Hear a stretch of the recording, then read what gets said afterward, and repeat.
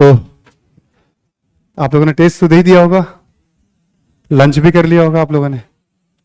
अच्छा दोनों में, अच्छा लंच नहीं किया, दोनों में मैं कुछ हेल्प नहीं कर सकता था, ना टेस्ट दिलाने में ना लंच कराने में, बट बड़े होने के नाते पूछ लूं मैं, है ना।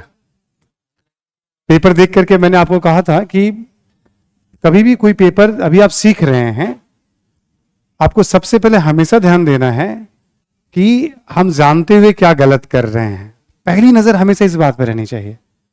जो नहीं आ रहा है, या कोई 4 ऑप्शन है उसमें 2 आ रहे हैं 2 नहीं आ रहे हैं, जो नहीं आ रहे हैं उसकी चिंता आपने नहीं करनी है। जो आ रहा है उसमें आपको आने वाले 5-7 टेस्ट में ये आदत डालनी कि हमें जो आता है हमें उसमें गलती एकमात्र प्रिंसिपल है। जो नहीं आता है वो जानकारी हमारी बढ़ेगी। ठीक, उसका एक तरीका है उसका आंसर नोट करना, दूसरा तरीका है उसके बारे में एनसीईआरटी की किताबों में पढ़ने की कोशिश। पढ़ने की कोशिश में क्या होता है, आपका दायरा और बड़ा होते चला जाता है। अब ये फर्क नहीं पड़ता कि पहले आप वैदिक पढ़ रहे हैं कि पहले आप गुप्ता पढ़ रहे हैं, क्योंकि आपके पास एक पूरा सिस्टम बन चुका है। जो क्वेश्चन दिखा, जो ऑप्शन दिखा, उसके बारे में पढ़ना शुरू कर दिया आप। अब ये समस्या नहीं आती है ना आपको कि पहले कौन सा टॉपिक पढ़े, क्यों पढ़े वाली बात है। तो शॉर्टकट तरीका ये है कि जो आंसर उसका है वो नोट कर लिया। थोड़ा एक अच्छा तरीका ये है कि आप उसके बारे में पढ़िए, ठीक है। और आप पीटी तो बहुत इजी हो जाता है, जीएस का सेक्शन, क्योंकि हम मेहनत इतना कर चुके होते हैं कि वो फिर काम आसान हो जाता है। ठीक है, कहने में थोड़ा आपको लगेगा कि सर आसान वर्ड यूज करते हैं। देखो मैं अपने समय में सब आजमाया हूं, और बिल्कुल कहते हैं ना ग्राउंड जीरो पे, वहां पे जा करके हमने उसको सब निपटाया है। इसलिए कहने के लिए नहीं कहता हूं। और शुरू में 3-4 साल तो जब मैं ऑप्शनल पढ़ाता था ऑब्जेक्टिव के लिए, तो अपने मार्गदर्शन में इंप्लीमेंट भी करवाया था। जीएस में सबकी भूमिका हो जाती है, बहुत सारे टीचर हैं, मेरी भी उसमें एक भूमिका हो जाती है ना, ये वाली बात है। हम लोग कल लास्ट में साहित्य की बात कर रहे थे, याद है ना सभी को।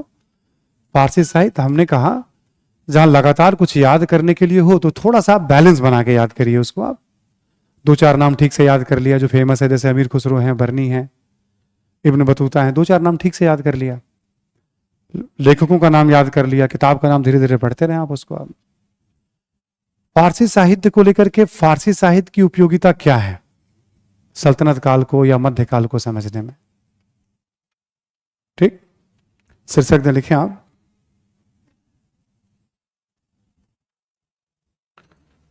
लिखें सल्तनत कालीन इतिहास को समझने में फारसी साहित्य का महत्व। सल्तनत कालीन इतिहास को समझने में फारसी साहित्य का महत्व।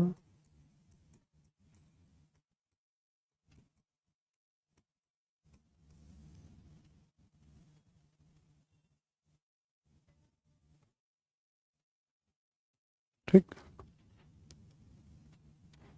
लिखें आप कि सल्तनत कालीन लेखकों को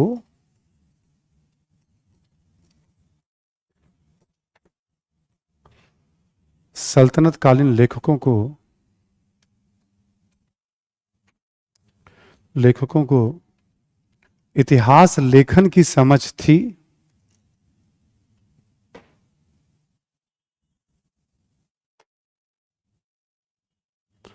इतिहास लेखन की समझ थी, इसलिए प्राचीन काल की तुलना में, प्राचीन काल की तुलना में मध्यकाल की जानकारी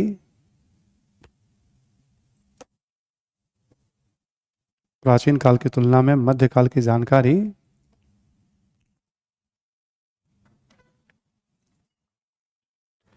आसानी से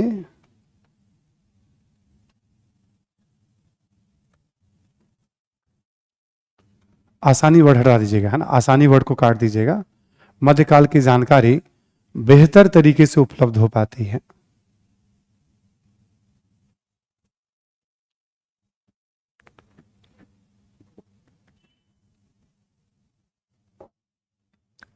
बेहतर तरीके से उपलब्ध हो पाती है। ठीक है, अगला पॉइंट लिखें आप कि कालक्रम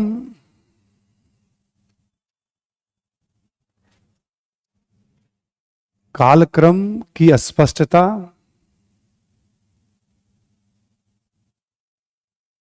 कालक्रम की अस्पष्टता तथा अधिकांशतः लेखकों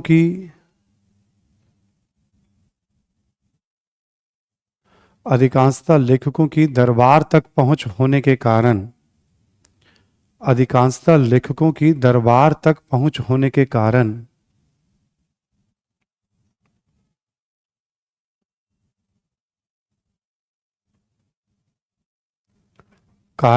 अधिक प्रामाणिक जानकारी मिलती है,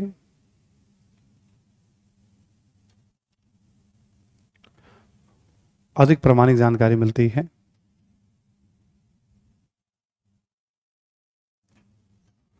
ठीक है, नेक्स्ट लिखेंगे आप, अधिकांशतः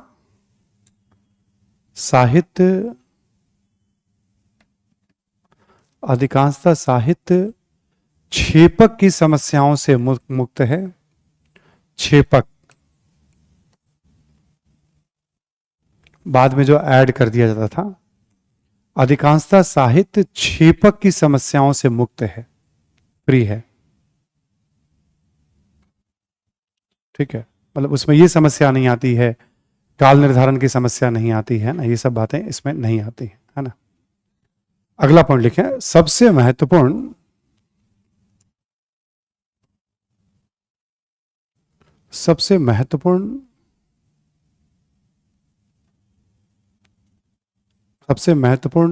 कि इन साहित्यों के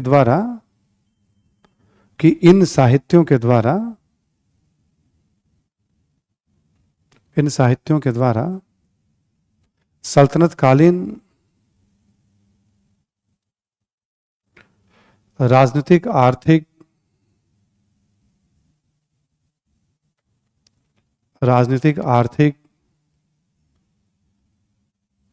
सामाजिक तथा सांस्कृतिक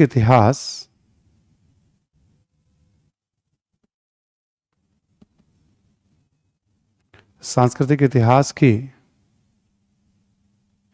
विस्तार पूर्वक जानकारी मिलती है।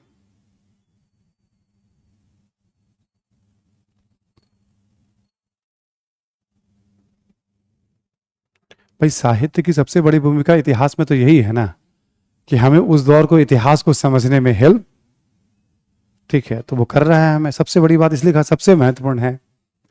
हमने जो राजनीतिक इतिहास पढ़ा गुलाम वंश से लेकर लोधी वंश तक, किसके आधार पर? साहित्य के आधार, फारसी साहित्य के आधार पर। प्रशासन फारसी साहित्य के आधार पर, समाज अर्थव्यवस्था फारसी साहित्य के आधार पर, संस्कृति जो हमने पढ़ा कुछ पुरातत्व को छोड़ते तो फारसी साहित्य के आधार पर, पीछे जो भक्ति सूफी आंदोलन पढ़ा वो भी साहित्य के आधार पर। तो पीछे जो क्लासेस चल रही थी आपकी 7-8 दिनों से, 9 दिनों से, वो सब तो साहित्य के आधार पर ही पढ़ रहे थे हम। ठीक है, जैसे आपसे कह दे कि फारसी साहित्य अलाउद्दीन खिलजी के काल के इतिहास को समझने में किस सीमा तक उपयोगी है, यहां पे गेम चेंज हो जाता है। राजनीतिक इतिहास से सवाल आएंगे कि नहीं आएंगे, हमने कहा था आपको इसलिए पढ़ना जरूरी हो जाता है हमें सिस्टमैटिक तरीके से, बेसिक जानकारी भी, कि जब वो साहित्य को आगे करके आपसे पूछ लेगा तो आप सवाल नहीं कर सकते कि आपने सवाल कैसे पूछ लिया। ठीक, इसीलिए हमने कहा था कि कल्चर कहने के लिए हम कला, स्थापत्य, धर्म जो भी पढ़ते हैं उसमें, बट कल्चर यानी पूरे इतिहास को समेट लेता है। ऐसा हो चुका है प्राचीन भारत में 2-3 बार। ठीक है, तो जब 2 बार प्राचीन भारत में हो चुका तो मध्यकालीन भारत में भी कभी हो सकता है, एक आधा बार हुआ है, अलग तरीके से आया है। तो आपसे ऐसे प्रश्न पूछे जा सकते हैं। अलाउद्दीन खिलजी के बारे में आप जो भी जानते हैं साहित्य के आधार पर जानते हैं। जो भी आपने पढ़ा अलाउद्दीन खिलजी के बारे में, राजनीतिक घटनाक्रम और आर्थिक, किसके आधार पे पढ़ा? साहित्य के आधार पे। बस इंट्रोडक्शन में केवल देना कि भाई फारसी साहित्य जैसे, ठीक है, बर्नी, जियाउद्दीन बर्नी, ठीक है, अमीर खुसरो इत्यादि के अलग अलग पुस्तकों से अलाउद्दीन खिलजी के बारे में निम्नलिखित महत्वपूर्ण जानकारी, बस ऊपर 2 लाइन का इंट्रोडक्शन दिया, फिर सारे क्लास नोट्स को लपेट दिया।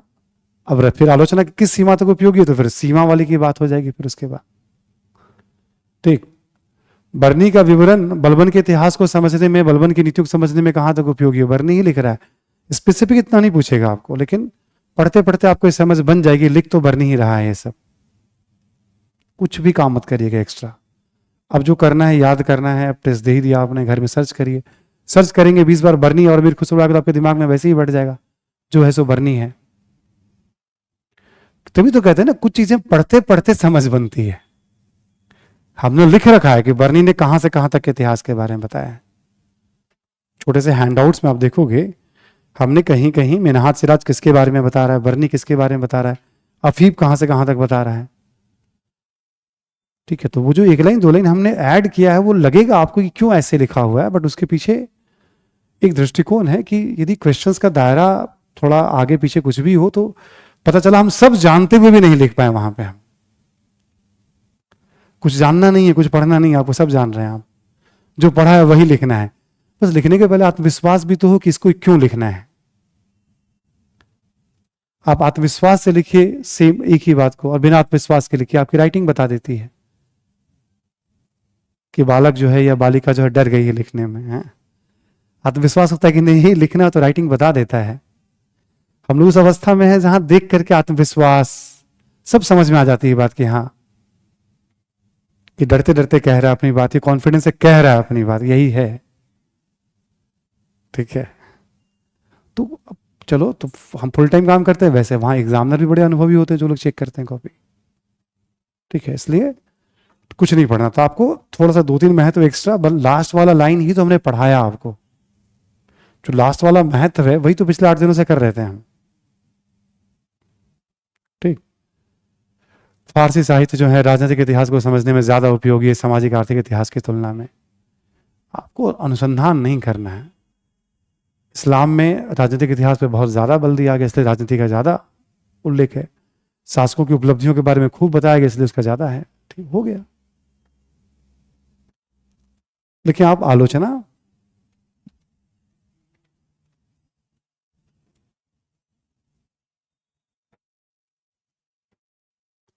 में लिखे आप कि अधिकांशतः लेखक का संबंध राज दरबार से था,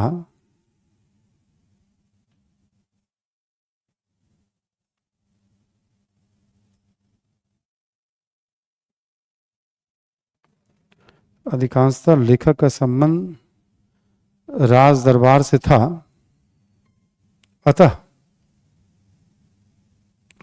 कुछ एक अपवादों को छोड़ दें,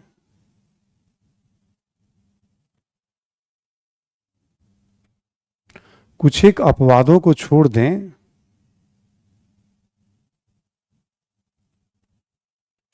कुछ एक अपवादों को छोड़ दें। ठीक है, कुछ एक अपवादों को छोड़ दें तो इन लेखकों के द्वारा शासकों की नीतियों की आलोचना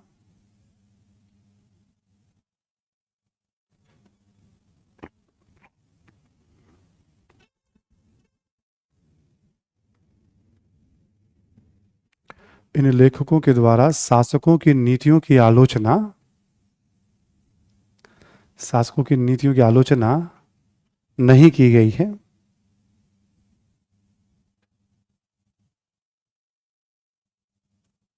ठीक,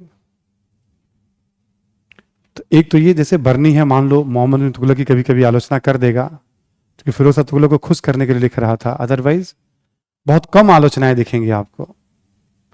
एक तो वहां सावधानी रखनी पड़ती है भाई, जो लेखन हो रहा है, नंबर 1। दूसरा लिखें आप, लेकिन कि ये लेखन अभिजात्य वर्ग के दृष्टिकोण का प्रतिनिधित्व करता है, अभिजात्य वर्ग के दृष्टिकोण का प्रतिनिधित्व करता है।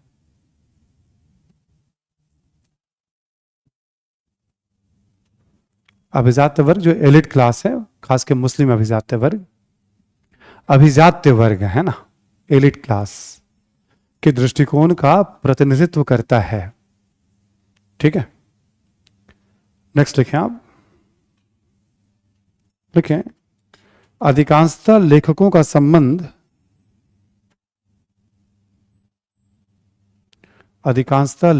संबंध उलेमा वर्ग से था।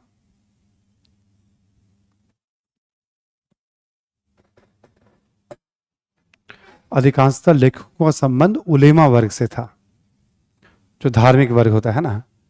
देखिए, इसलिए इनके लेखन में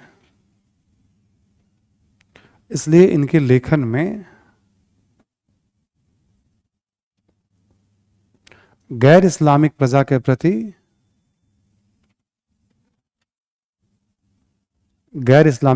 प्रति धार्मिक पूर्वाग्रह भी दिखता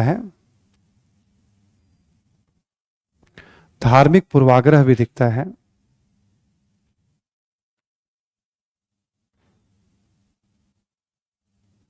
ठीक, नेक्स्ट लिखें आप कि इतिहास लेखन में राजनीतिक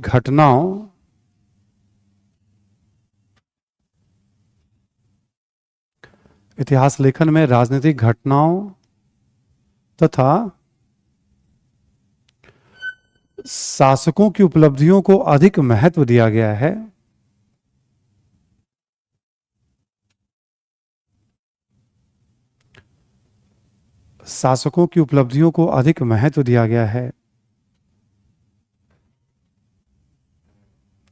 न कि आम लोगों की सामाजिक आर्थिक परिस्थितियों को।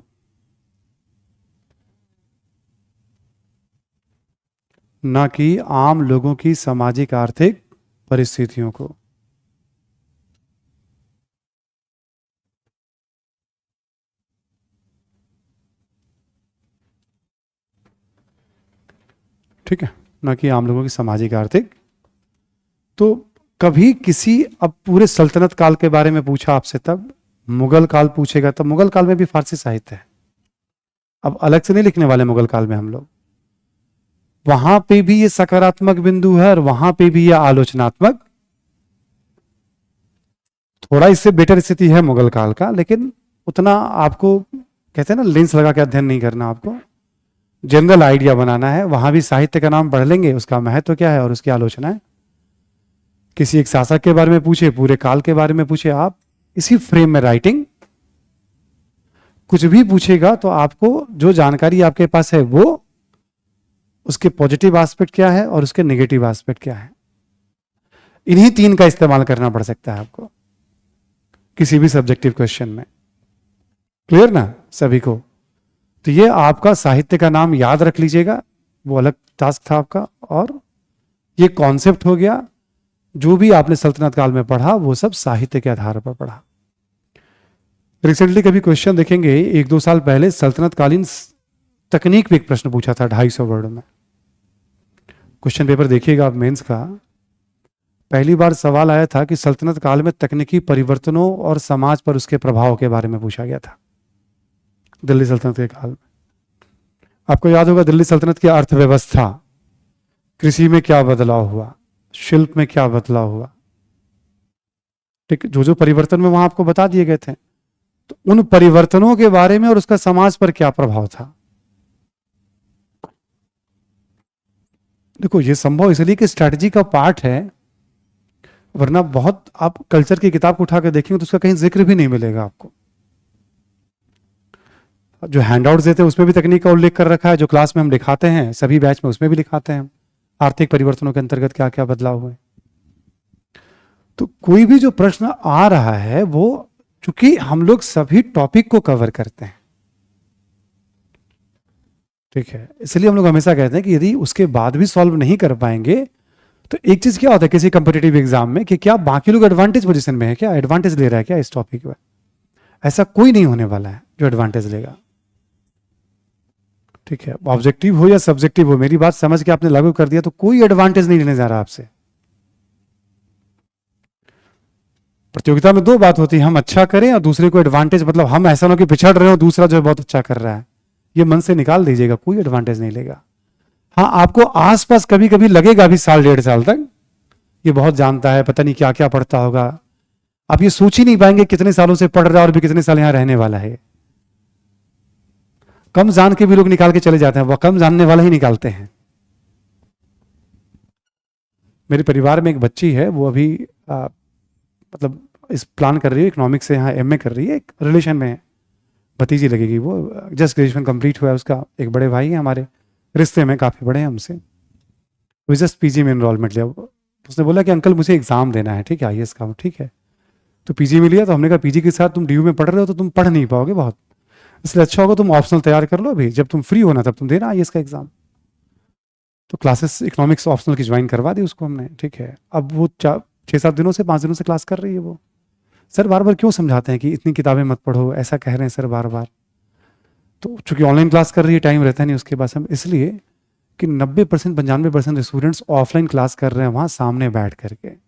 सर को पता है कि ये नगरी नगरी द्वारे द्वारे भी घूमेंगे, भटकेंगे, ठीक है। तुम्हारे पास टाइम नहीं है तो तुम्हारे पास मुश्किल से 3-4 घंटे का टाइम है रोज क्लास के बाद, तुम्हें जितना बता रहे हैं उसको कवर करने में तुम परेशान हो।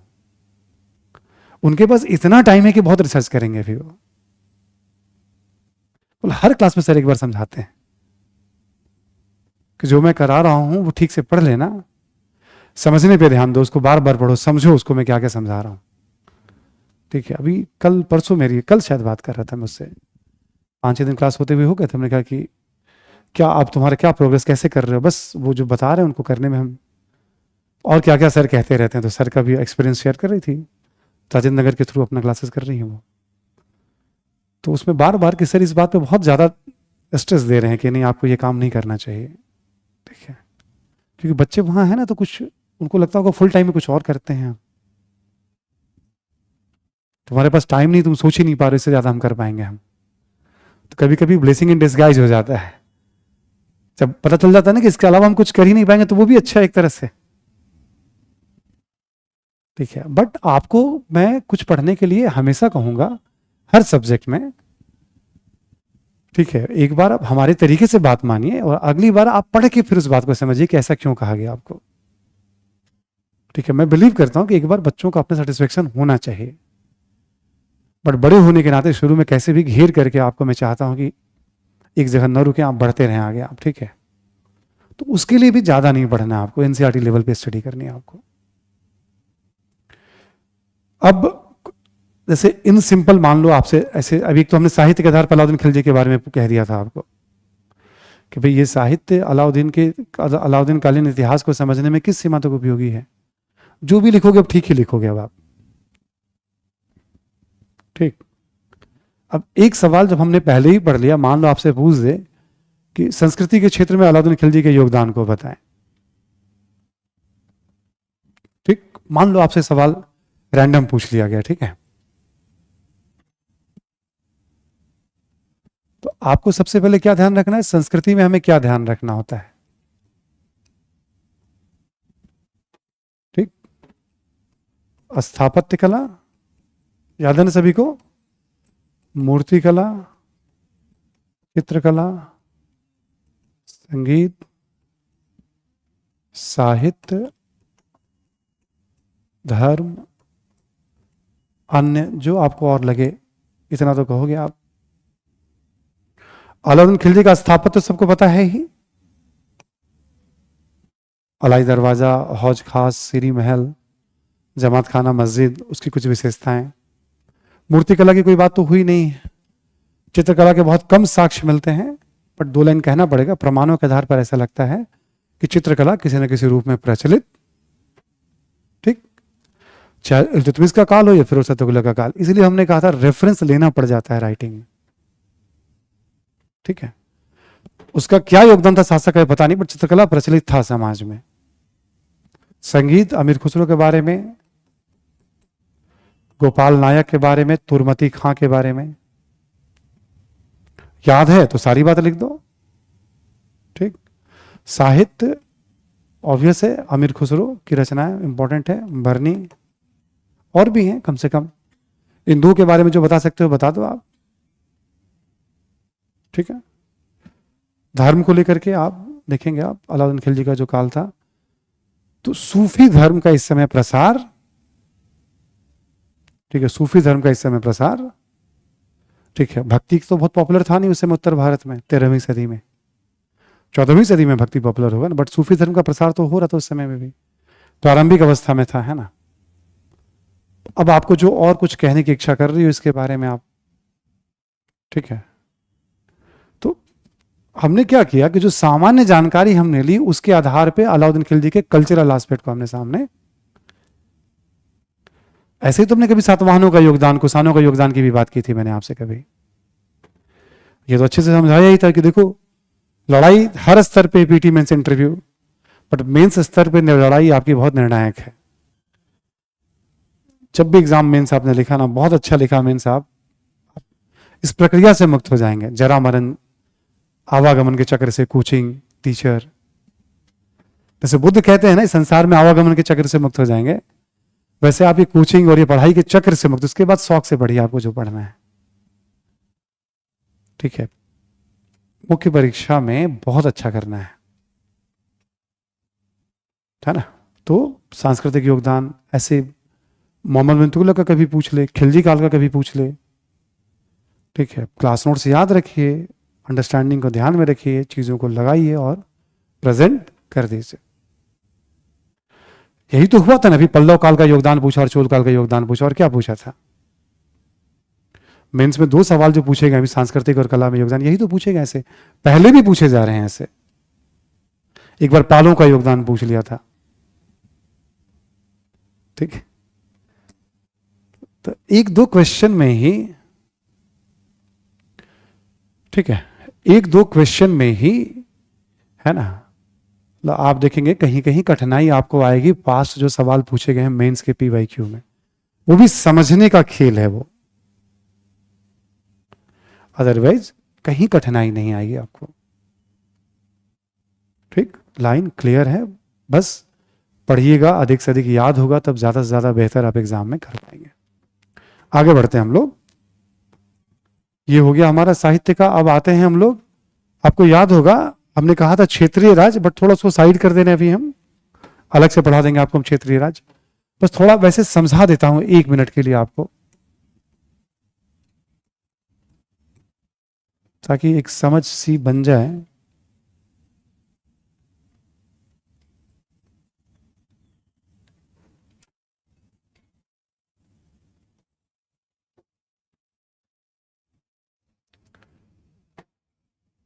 जब दिल्ली सल्तनत की बात कर रहे थे तो आपको याद होगा जैसे लोदियों की सत्ता कुछ ऐसे रह गई थी सिमट करके, दिल्ली, यूपी, थोड़ा बहुत ले लीजिए आप, है ना, इस सब इलाका, पंजाब तक।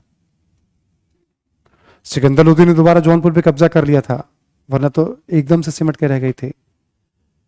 गुजरात में एक अलग राज्य बन गया था, आपको याद होगा, तैमूर के आक्रमण के बाद गुजरात, मालवा और जौनपुर,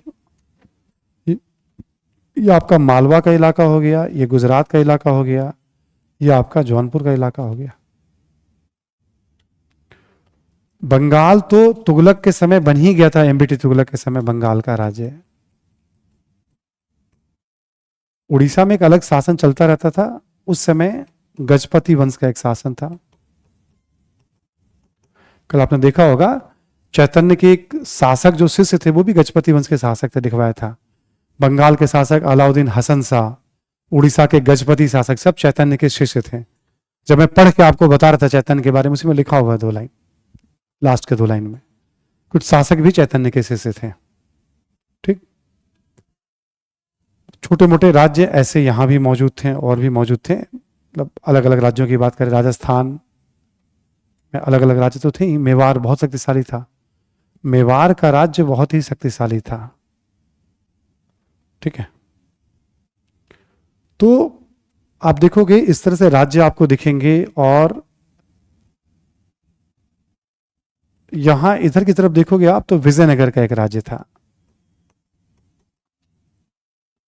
यहां बहमनी राज्य बना था, नाम आपको याद होगा हमने लिया था बहमनी राज्य, याद है, नाम सुना है ना? थोड़ा एक बार नाम बस केवल बता दे रहा हूं, लिखना नहीं है आपको। बट एक समय ऐसा होगा कि 1346-47 में बना था, 1500 तक आते आते कमजोर पड़ जाएगा, और बहमनी जो है 5 राज्यों में बढ़ जाएगा।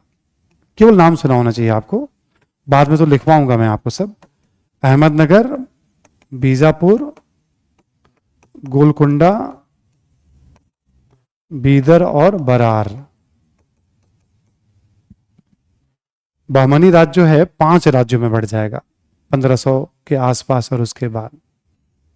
ठीक है, यहीं पर एक खानदेश नामक एक राज्य भी है। तो जब बाबर, मुगल वंश जब भारत पे हमला करेगा, बाबर हमला करेगा और मुगलों की नींव पड़ेगी, तो भारत छोटे छोटे राज्यों में बटा हुआ है। यहां पे और यहां पे कोई अर्गुन वंश का शासन है।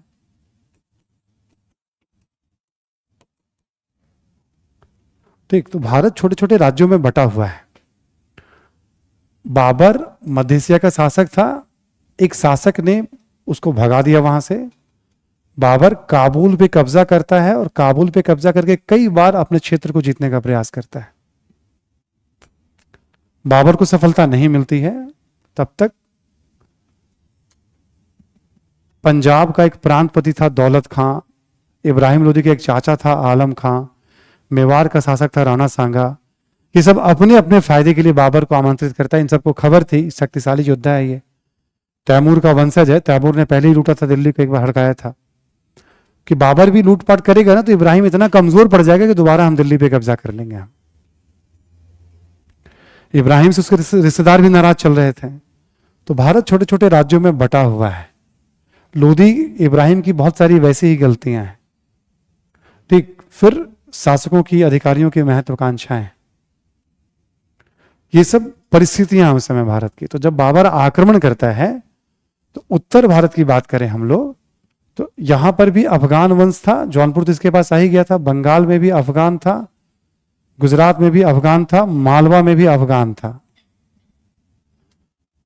बाबर जब अभियान करेगा तो आप देखोगे उत्तर भारत में मुसलमानों में अफगानों का सर्वाधिक शासन। तो बाबर को अफगानों को हटाना है, अफगानों की चुनौतियों का सामना करना पड़ेगा। दक्षिण भारत की तो कहानी बहुत बाद में आएगी, जब अकबर स्टैब्लिश हो जाएगा। तो बाबर क्या करेगा, काबुल से लेकर के बंगाल तक अभियान।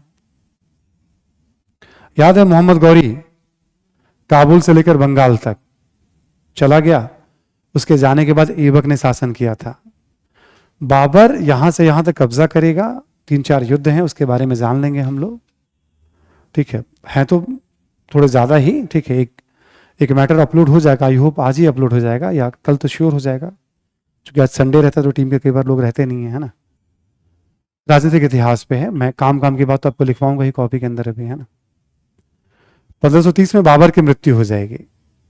ये मध्य एशिया का रहने वाला था। काबुल को जीता था इसने। काबुल से दोबारा अपने पैतृक राज्य को जीतना चाहता था, सफल नहीं हो पाया, तो ऐसे अभियान करेगा और बिहार बॉर्डर तक। बंगाल में बिहार का हिस्सा भी था।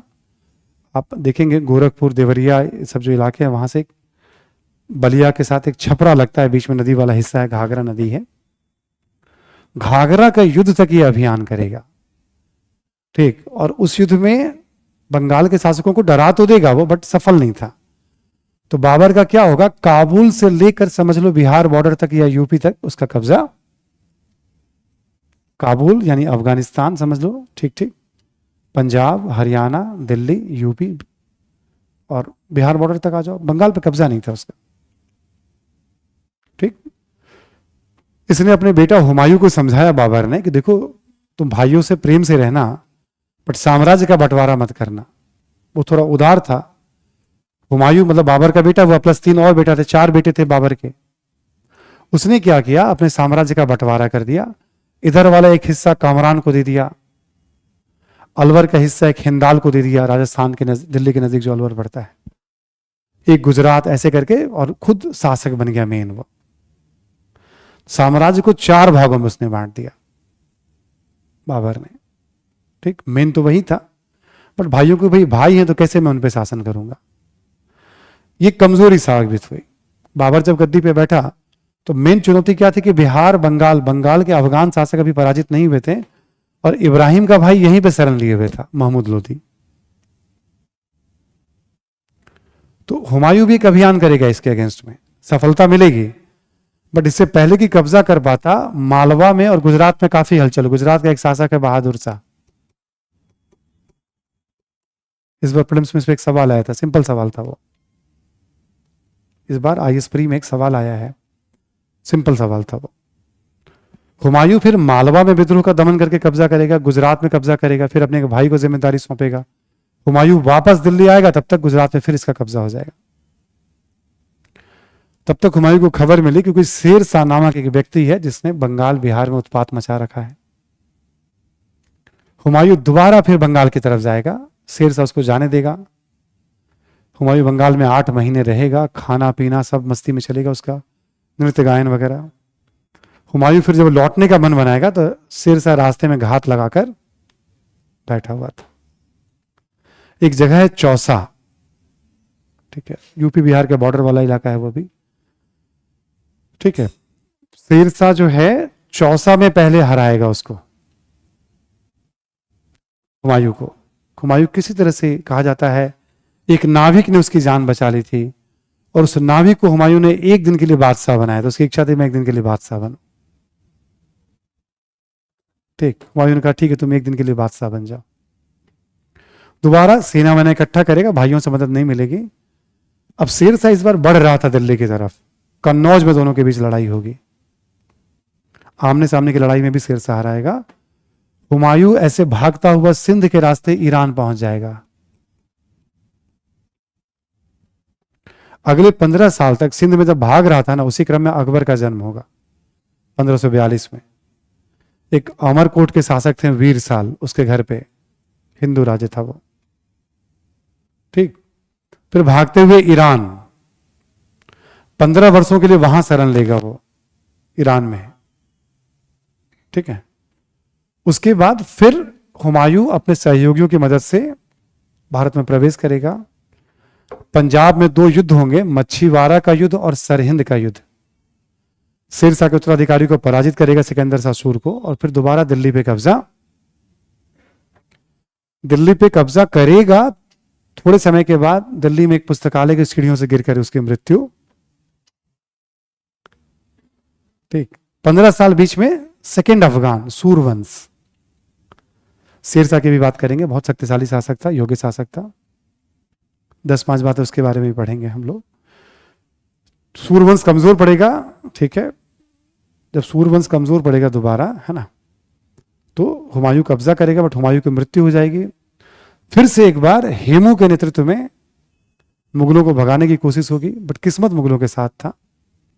कहा जाता है सेना भी ज्यादा थी, हेमू के पास तोप भी ठीक ठाक थे, युद्ध में जीत भी रहा था, बट एक तीर उसके आंख में लग गई, ठीक है, एक तीर उसके आंख में लग गई, और फिर इस प्रकार उसके मतलब कमजोर पड़ जाएगी, उसकी सेना में भगदड़ मच जाएगा, है ना। और तब फिर अकबर जो है बादशाह बनेगा बैरम खां की मदद से। ऑलमोस्ट जो काम अलाउद्दीन खिलजी ने किया था सल्तनत के लिए, वही काम अकबर करेगा मुगलों के लिए, थोड़ा ज्यादा करेगा, ठीक है। ये सब मालवा, गुजरात, बंगाल सब निपटा देगा अकबर जो है। राजस्थान, काबुल, कंधार सब पे कब्जा, पूरे उत्तर भारत पे कब्जा करेगा। राजनीतिक स्थिरता देगा, प्रशासन में नए नए प्रयोग करेगा, ठीक है। धर्म के क्षेत्र में एक उदार नीति लेकर के आएगा, राजपूतों को लेकर नीति लेकर आएगा, हर क्षेत्र में, साहित्य, स्थापत्य, सब क्षेत्र में। तो अकबर जो है सही मायनों में मुगल वंश की एक मजबूत बुनियाद रखने वाला अकबर ही था। उसकी मृत्यु के बाद जहांगीर है, जहांगीर के बाद फिर शाहजहां है, शाहजहां के बाद फिर औरंगजेब है। अकबर दक्षिण भारत में ज्यादा कुछ नहीं कर पाया था, जहांगीर भी नहीं कर पाया था। शाहजहां अहमदनगर को पूरा कब्जा कर लेगा, औरंगजेब बीजापुर, गोलकुंडा यानी यहां तक पहुंच जाएगा, रामेश्वरम तक। मोहम्मद बिन तुगलक था ना, रामेश्वरम तक पहुंच गया था, तो उसी के काल में विघटन शुरू हो गया था। वैसे ही औरंगजेब के काल में ही विघटन शुरू, जो जो चरम को देखा है उसी समय उसका पतन भी। जैसे एमबीटी के समय सर्वाधिक विद्रोह हुए, वैसे औरंगजेब के समय सर्वाधिक विद्रोह होंगे, ठीक है। और ऐसे करके कहानी खत्म। फिर मुगलों का औरंगजेब के बाद 1707 ईस्वी के बाद ऑलमोस्ट 11 शासक फिर आएंगे, ज्यादा ही हैं। गुलाम वंश में जैसे 11 थे वैसे यहां भी आएंगे, ठीक है। देखो गिनती बढ़ती घटती रहती है, कोई थोड़े समय के लिए बैठ गया, कोई 12 कह देता है, कोई 13 कह देता है ना। एग्जाम में ऐसा नहीं पूछता कि 11 थे कि 12 थे कि 13 थे, ठीक है, तो घबराइएगा नहीं, समझा दिया आपको हमने कि ये मैं गिन के नहीं बैठा हूं, लेकिन हाँ महत्वपूर्ण शासक 11 थे। और 1707 से लेकर के 1858 तक, यह है आपका 18वीं सदी, मुगलों का पतन और भारत फिर क्षेत्रीय राज्यों में बटेगा। और इसी का फायदा मराठे भी उठाएंगे और अंग्रेज भी उठाएंगे। शुरू में मराठे उठाएंगे और आगे चलकर अंग्रेज, और एक बार अंग्रेजों की गिरफ्त में आएगा तो पूरे हिंदुस्तान को फिर वो जीत। तो आगे चल करके राजनीतिक इतिहास में ज्यादा कुछ नहीं है, पैटर्न आपने समझ लिया है पढ़ने का। महत्वपूर्ण बातों को फिर मैं कॉपी में ही लिखाऊंगा क्योंकि एक, बट आप हमेशा 1/3 हिस्सा छोड़ के लिखिएगा। इंफॉर्मेशन डिटेल में हैंडआउट्स में दिया हुआ है। पहली बार में मुझसे पूछोगे तो मैं कहूंगा पढ़ने की जरूरत अभी, पूरे इतिहास पे पकड़ बना लो, और जब एक्स्ट्रा कुछ जानना हो फैक्ट्स वगैरह तो उसमें लिखा हुआ है, ना कि एक जगह रुकना है हमें। सबसे पहले तो समझ, तो विस्तार की समझ जैसे सल्तनत में बनाई थी वैसे यहां बना लेंगे हम लोग। ठीक है, शुरू करते हैं हम लोग। लिखे आप, पेज चेंज कर दीजिएगा। मुगल वंश,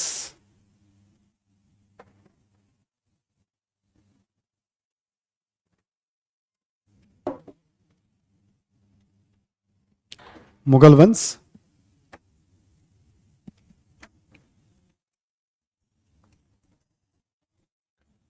यहां पे अलग से मैं कुछ भी नहीं बता रहा हूं आपको। अब राजनीतिक पढ़ना है कि आर्थिक पढ़ना है कि सांस्कृतिक पढ़ना है, आपको पता ही है। राजनीतिक, आर्थिक, सामाजिक, सांस्कृतिक चारों हिस्से को पढ़ना है। क्लियर ना? मुगल वंश में भी चारों हिस्सों को पढ़ना है।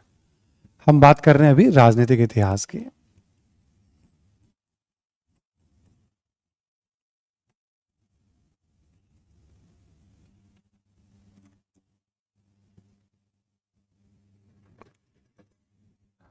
राजनीतिक इतिहास की बात कर रहे हैं हम लोग, ठीक है।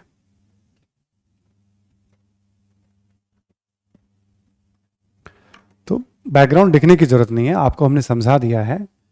बाबर भारत पर 1500 के बाद अभियान कर रहे हैं, यानी 16वीं सदी में। ठीक है, मुगल वंश कब है? 16वीं सदी में, 17वीं सदी में, 18वीं सदी में। ठीक है, मुगलों का शासन जो है ना। तो भारत छोटे छोटे राज्यों में बटा हुआ है, एक दूसरे से लड़ाइयां चल रही हैं। लोधी वंश भी, उसका साम्राज्य छोटा है। इब्राहिम लोधी के अपने अमीरों से नहीं, रिश्तेदारों से नहीं बन रहे हैं। और उत्तर भारत में सत्ता के कई दावेदार हैं इस समय। बाबर इन परिस्थितियों का फायदा उठाता है और भारत पर नियंत्रण। बाबर कहां का रहने वाला था? मध्य एशिया में फरगना का, वहां का शासक था। लिखना नहीं है आपको, नोट्स में लिखा हुआ है। यहां तो हम केवल कुछ काम की बात ही लिखेंगे। ठीक, बाबर जो था अपने पिता की तरफ से तैमूर और माता की तरफ से चंगेज का वंशज था। दोनों शक्तिशाली योद्धा रहे हैं अपने अपने दौर के, चंगेज भी और तैमूर भी। पिता की तरफ से तैमूर और माता की तरफ से चंगेज का वंशज था। एक उज्बेक शासक हुआ करते थे मध्य एशिया में। उज्बेकों ने बाबर को खदेड़ दिया था, भगा दिया था वहां से। बाबर भाग करके काबुल में शरण लिए हुए था। काबुल को बेस बनाकर वो पैतृक साम्राज्य को जीतना चाहता था। भारत की परिस्थितियां ने उसे भारत की तरफ मोड़ दिया। ठीक, ऐसे कहानी की शुरुआत करेंगे हम लिखने के। लिखें आप, मुगल वंश। लिखें आप, बाबर। राजनीतिक इतिहास में लिख लें आप, बाबर।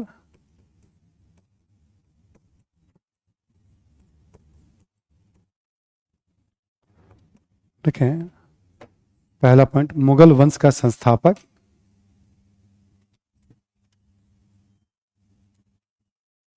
मुगल वंश का संस्थापक।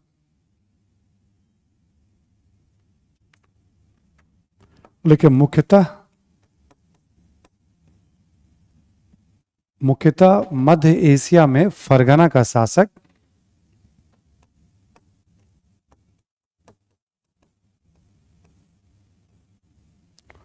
फरगना का शासक, कॉमा देकर लिखें आप, उज्बेकों के दबाव में, उज्बेकों के दबाव में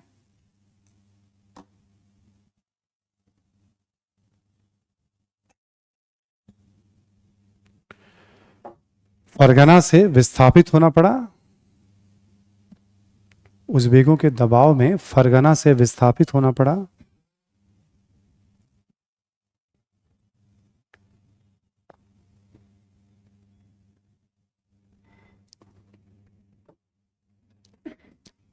तथा तथा काबुल पर नियंत्रण स्थापित कर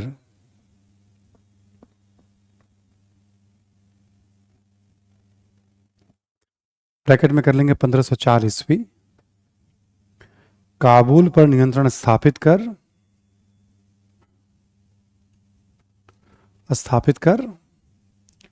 पैतृक राज्य को जीतने के लिए प्रयासरत रहा। पैतृक राज्य को जीतने के लिए प्रयासरत रहा।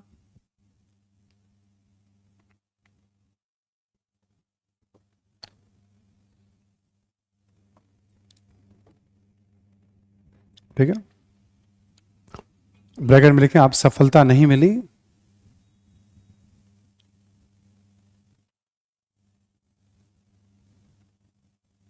ठीक है, अगला पॉइंट लिखें कि उत्तर भारत की परिस्थितियां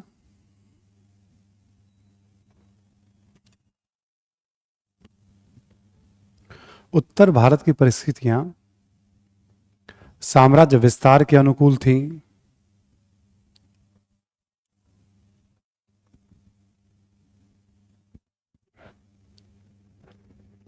उत्तर भारत की परिस्थितियां साम्राज्य विस्तार के अनुकूल थीं। ठीक है, साम्राज्य विस्तार के अनुकूल थीं। इसी में लिखेंगे भारत छोटे छोटे राज्यों में विभक्त था। छोटे छोटे राज्यों में विभक्त था।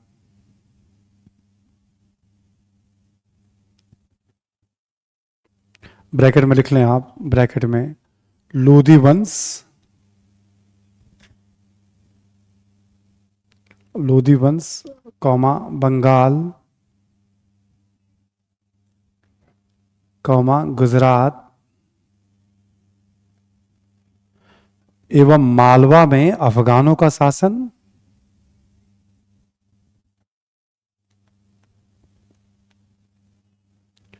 मालवा में अफगानों का शासन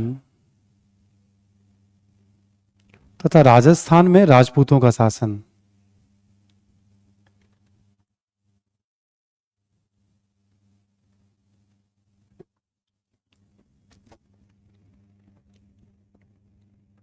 यहां में लिख लें ब्रैकेट में मेवाड़ मारवाड़ एवं आमेर।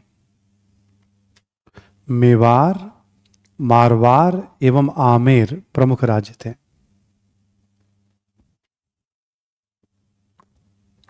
मेवाड़ मारवाड़ एवं आमेर प्रमुख राज्य थे।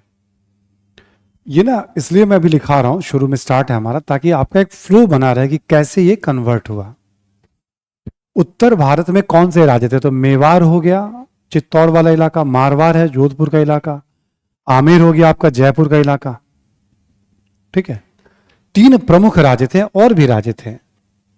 मेवाड़ का ही शासक है राणा सांगा, जिसने इब्राहिम लोदी को भी हराया था। क्षेत्रीय राज्य में ना कुछ इन शासकों के बारे में भी थोड़ा बहुत जानना होता है। नेक्स्ट लिखें आप, लिखें बाबर को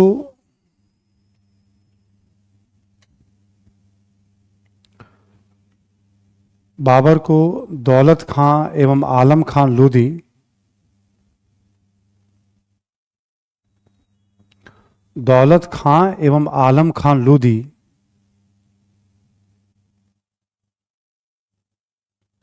तथा राणा सांगा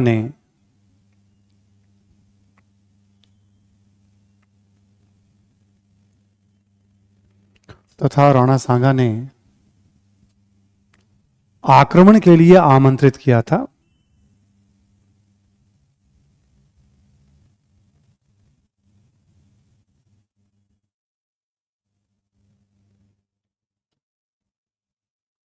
ठीक है, लिखें 1526 में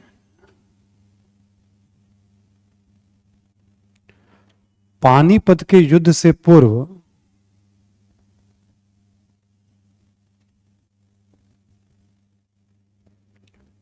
पूर्व बाबर ने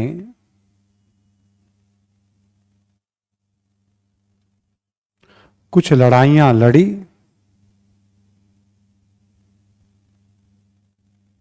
तीन चार लड़ाइयों का उल्लेख किया हुआ है नोट्स में, वो भी याद नहीं रखना है आपको।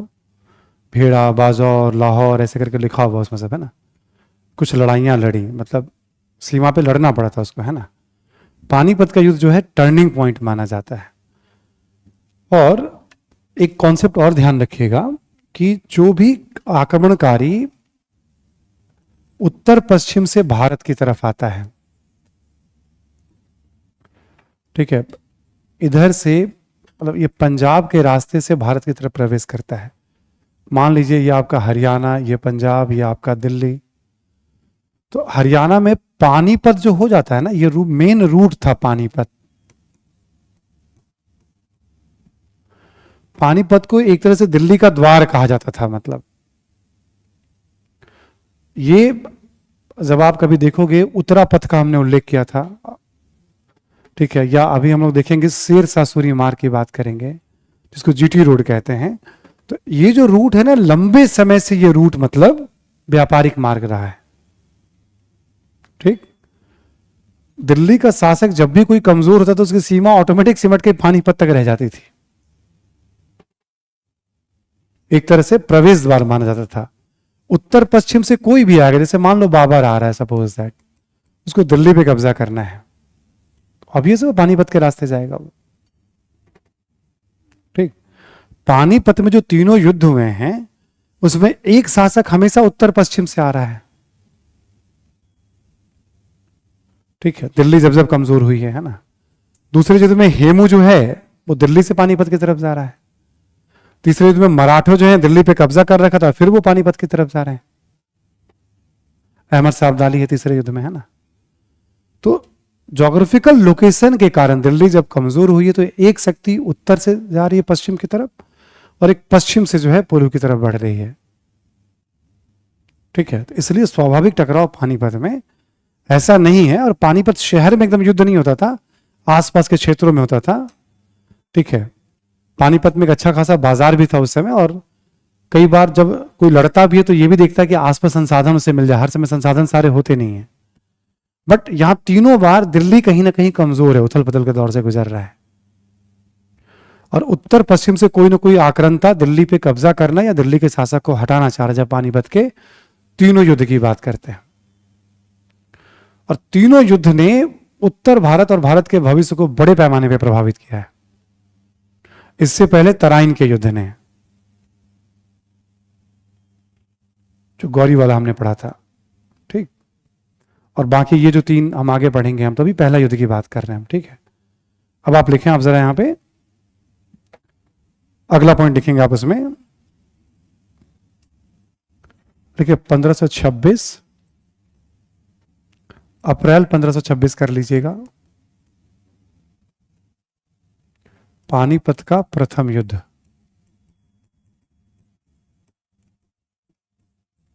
या पहले से भी जान ही रहे हैं, बाबर वर्सेस इब्राहिम लोदी।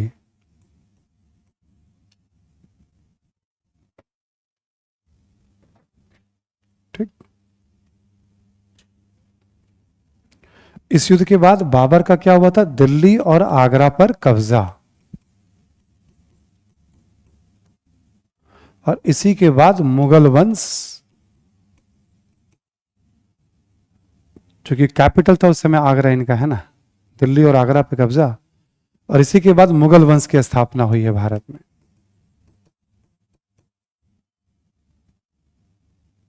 दिल्ली और आगरा पर कब्जा, मुगल वंश की स्थापना। ठीक है,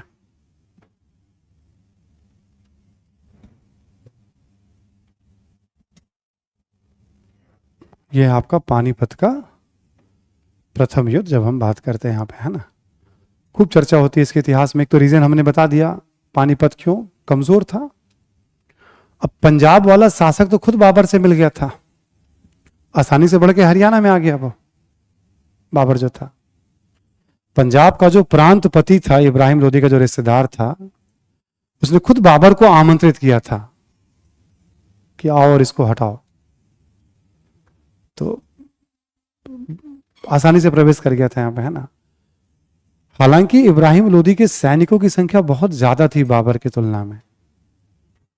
लड़ने वाले करीब 40 से 50,000, ऐसे संख्या लगभग 1 लाख के आसपास थी, और बाबर के पास लड़ने वाले 15,000 के आसपास थे।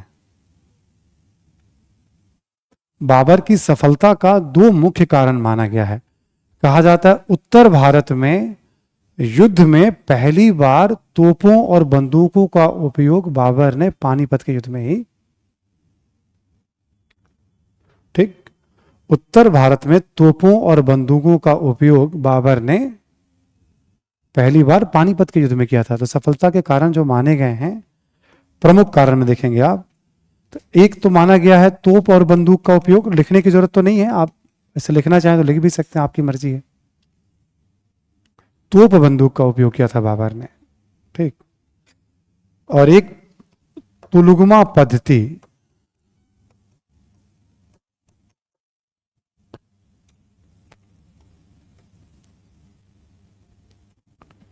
ठीक है, तुलुगमा पद्धति।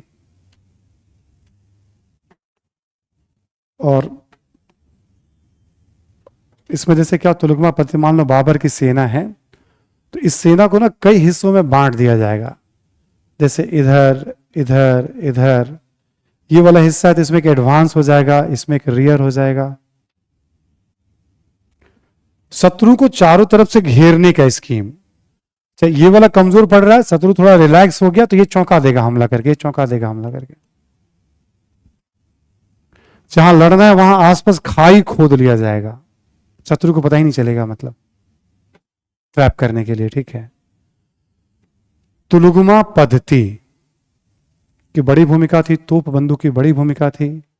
दूसरा कहा जाता है कि जो सामने वाली सेना थी बाबर की ना, वो जो लड़ रही थी, आगे उसने पूरा बैलगाड़ियों का पूरा कारवां बिछा रखा था पूरा, उसके थ्रू वो आगे बढ़ते थे। उसके पीछे ऊंट से वो पोजीशन लेकर के तोप, ताकि तोप को सेट करने में उन्हें कठिनाई, तोप कम ही थे, 15, 20, 25 रहे होंगे, बट उसने बड़ी निर्णायक भूमिका निभाई। कहा जाता है कि एक एक जो गोला फटता था तोप से फेंकने के बाद, इसकी सेना में हाथी बहुत थे, इब्राहिम लोदी की सेना में भगदड़ मच जाती थी, हाथी ही अपनी सेना को कुचल दे रहा था कि उसके बाद,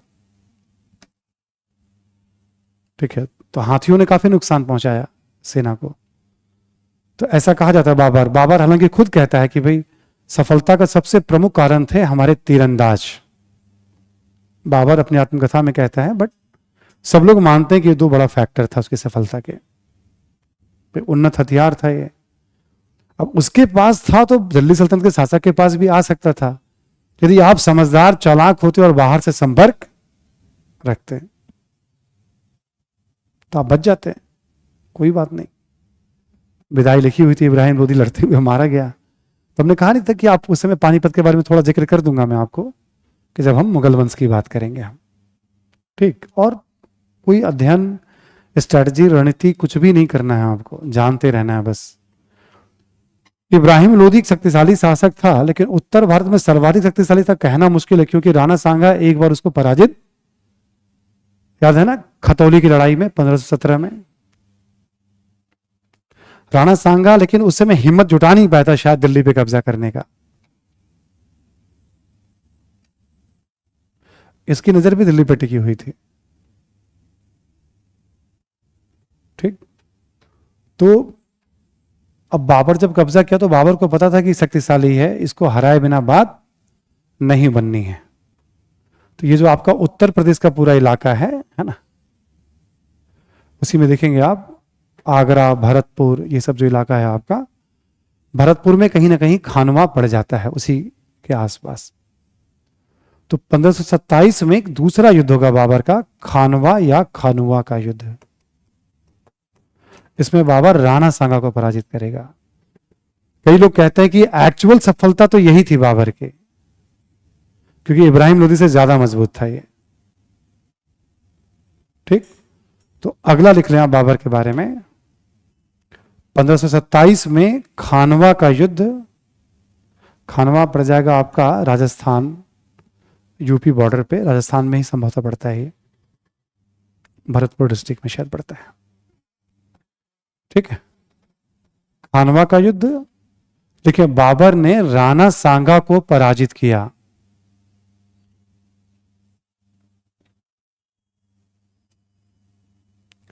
राणा सांगा को पराजित किया।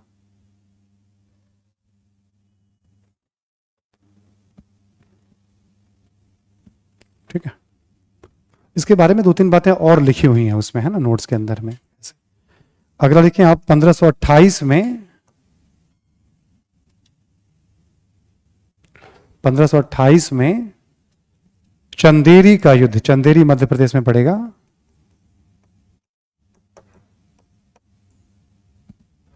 चंदेरी का शासक था मेदिनी राय।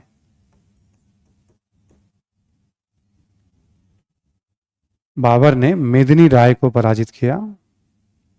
ये राणा सांगा का अच्छे संबंध है, राणा सांगा से इसके। मेदिनी राय को पराजित किया। एक और लिख लेंगे आप, 1529। हाँ, अगला युद्ध लिखेंगे आप, घाघरा का युद्ध।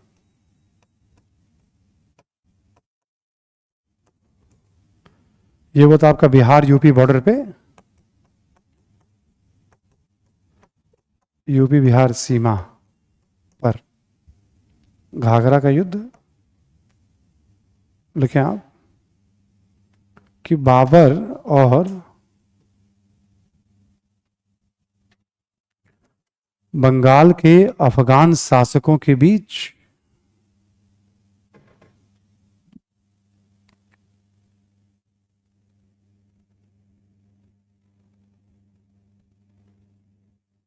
ठीक है। एक और ध्यान रखने वाली बात है कि महमूद लोदी जो इब्राहिम का भाई था, उसको ये लोग मदद कर रहे थे, जो बंगाल के शासक थे, अफगान शासक। यहां पे अफगान अफगान आपस में एक हो रहे थे कि नहीं, बाबर को जो है मुगलों को हराना है। ठीक है। नेक्स्ट लिख लें आप, 1530 में बाबर की मृत्यु। 1530 में बाबर की मृत्यु, स्वाभाविक मृत्यु हुई थी इसकी। मुगल शासकों में, पहले शुरुआती शासकों में हत्या नहीं होगी, दुर्घटना हुई है एक आध, ठीक, बाद वाले में हत्या होगी। दिल्ली सल्तनत वाली बीमारी फिर वहां पहुंच जाएगी परवर्ती मुगल में। ठीक है।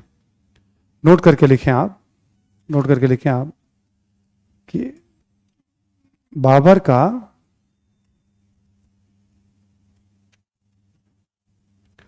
काबुल से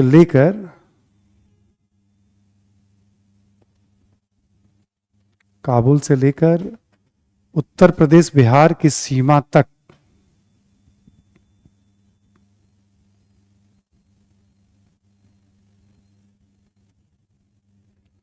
के भूभाग पर नियंत्रण था।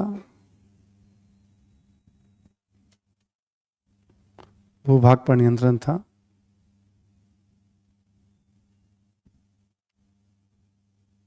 ठीक है। और ऐसे समझने के लिए, बाबर कोई बेहतर प्रशासन नहीं बना पाया था, ना कोई टैक्सेशन सिस्टम बना पाया था, ना राज्य पूरी तरह से सुरक्षित था अभी मुगलों का।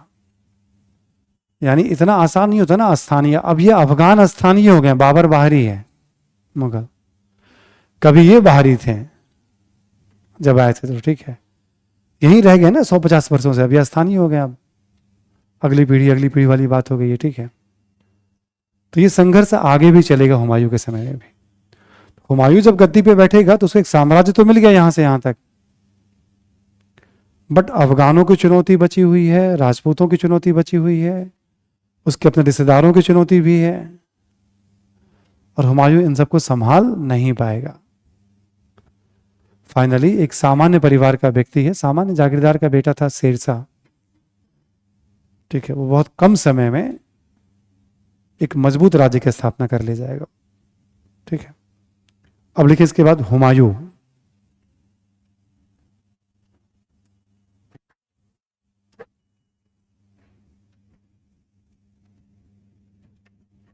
लिखे 1532 ईस्वी में,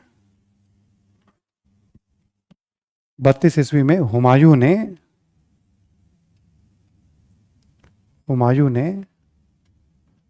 दौरा की लड़ाई, या दौरा सराय करके है, दोनों नाम नोट्स में लिखा हुआ है,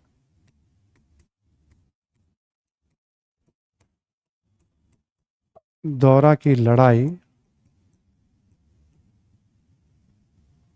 हुमायूं ने दौरा की लड़ाई में बंगाल बिहार के अफगानों को पराजित किया, बंगाल बिहार के अफगानों को पराजित किया,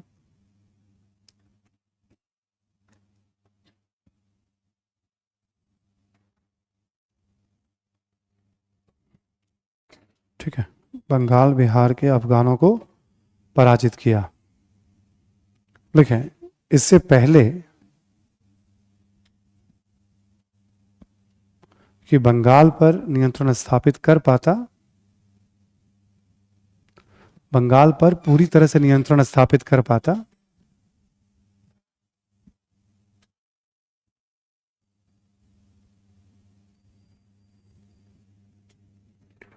देखो नियंत्रण था, बट एक होता ना व्यवस्था बना लेना, ठीक है, नियंत्रण तो कर लिया था, इसने भराया था, बट विरोध जारी थे, विरोध शांत नहीं हुआ था, एक नई व्यवस्था नहीं बना पाया था वहां पे, है ना, कर पाता, लेकिन मालवा एवं गुजरात के विरुद्ध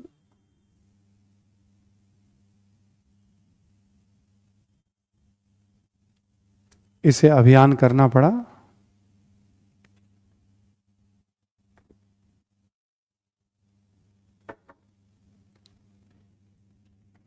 देखो मालवा में भी अफगान शासक और गुजरात में भी अफगान शासक।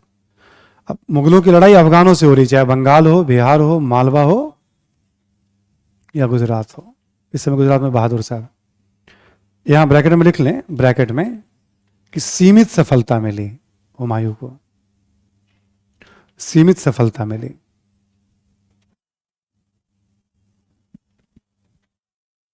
मतलब शुरू में कब्जा कर लिया, बाद में वापस फिर इसके नियंत्रण से बाहर यह क्षेत्र निकल गया।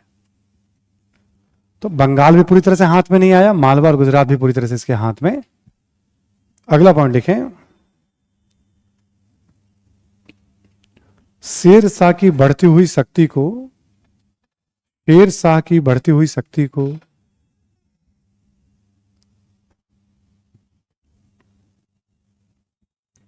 बढ़ती हुई शक्ति को नियंत्रित करने के लिए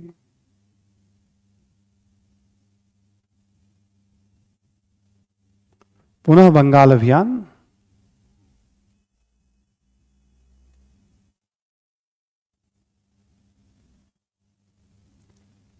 ठीक, कॉमा देकर लिखें आप, बंगाल से लौटते हुए,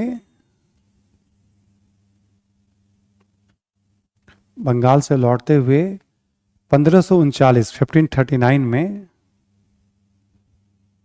शेर शाह ने 1539 में शेर शाह ने चौसा के युद्ध में,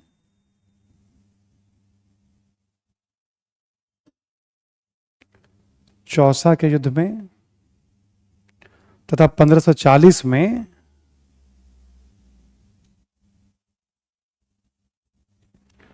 कन्नौज के युद्ध में हुमायूं को पराजित किया।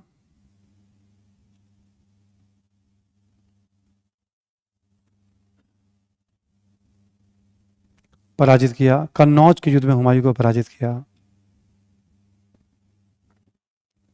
लिखिए, अगले 15 वर्षों तक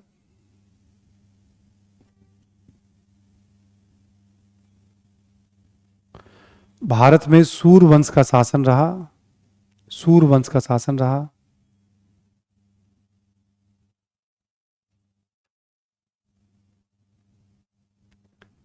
और हुमायूं को ईरान में शरण लेनी पड़ी,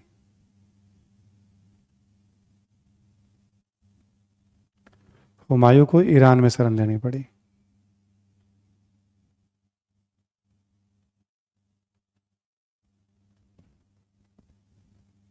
ठीक है, हुमायूं की विदाई यहां से कर दी गई शेरशाह के द्वारा। ठीक है, अब हम लोग थोड़ा बात करते हैं शेरशाह के बारे में।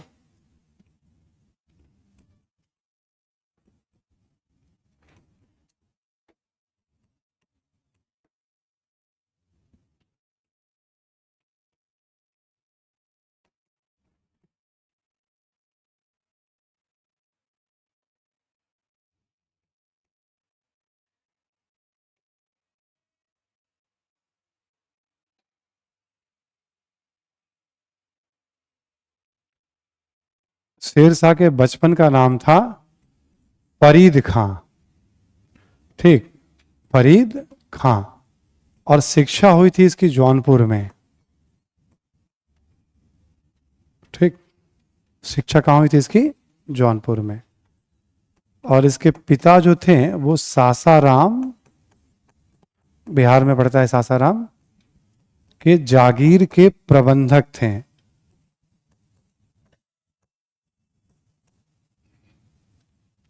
इसके पिता सासाराम के जागीर के प्रबंधक थे।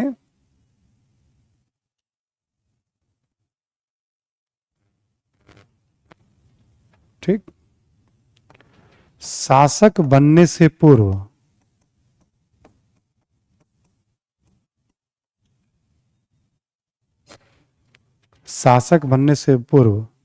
शेरशाह सासाराम के जागीर का प्रबंधक,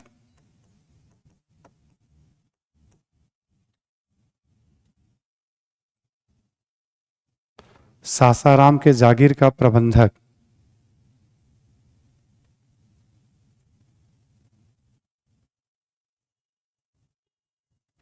कौमा बिहार के अफगान शासक, बिहार के अफगान शासक तथा बाबर की सेवा में कार्य कर चुका था। बाबर की सेवा में भी गया था ये। बाबर की सेवा में कार्य कर चुका था, सर्विस दिया था बाबर को भी। कुछ कुछ काम था इसको बाबर के पास। इसके बारे में कहा जाता है कि बचपन से बहुत महत्वाकांक्षी था। ये बाबर की कार्य प्रणाली को समझने के लिए गया था उसकी सेना में।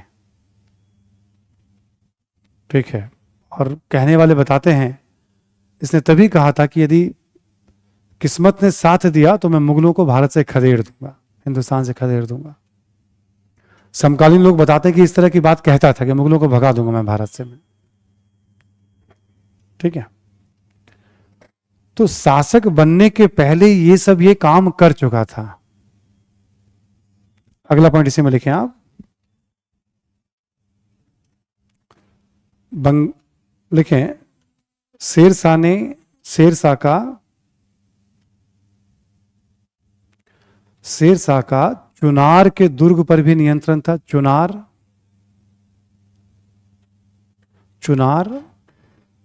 के दुर्ग पर भी नियंत्रण था। ये भी यूपी में पड़ता है। चुनार नजदीक सीमा पे है। दुर्ग पर नियंत्रण था तथा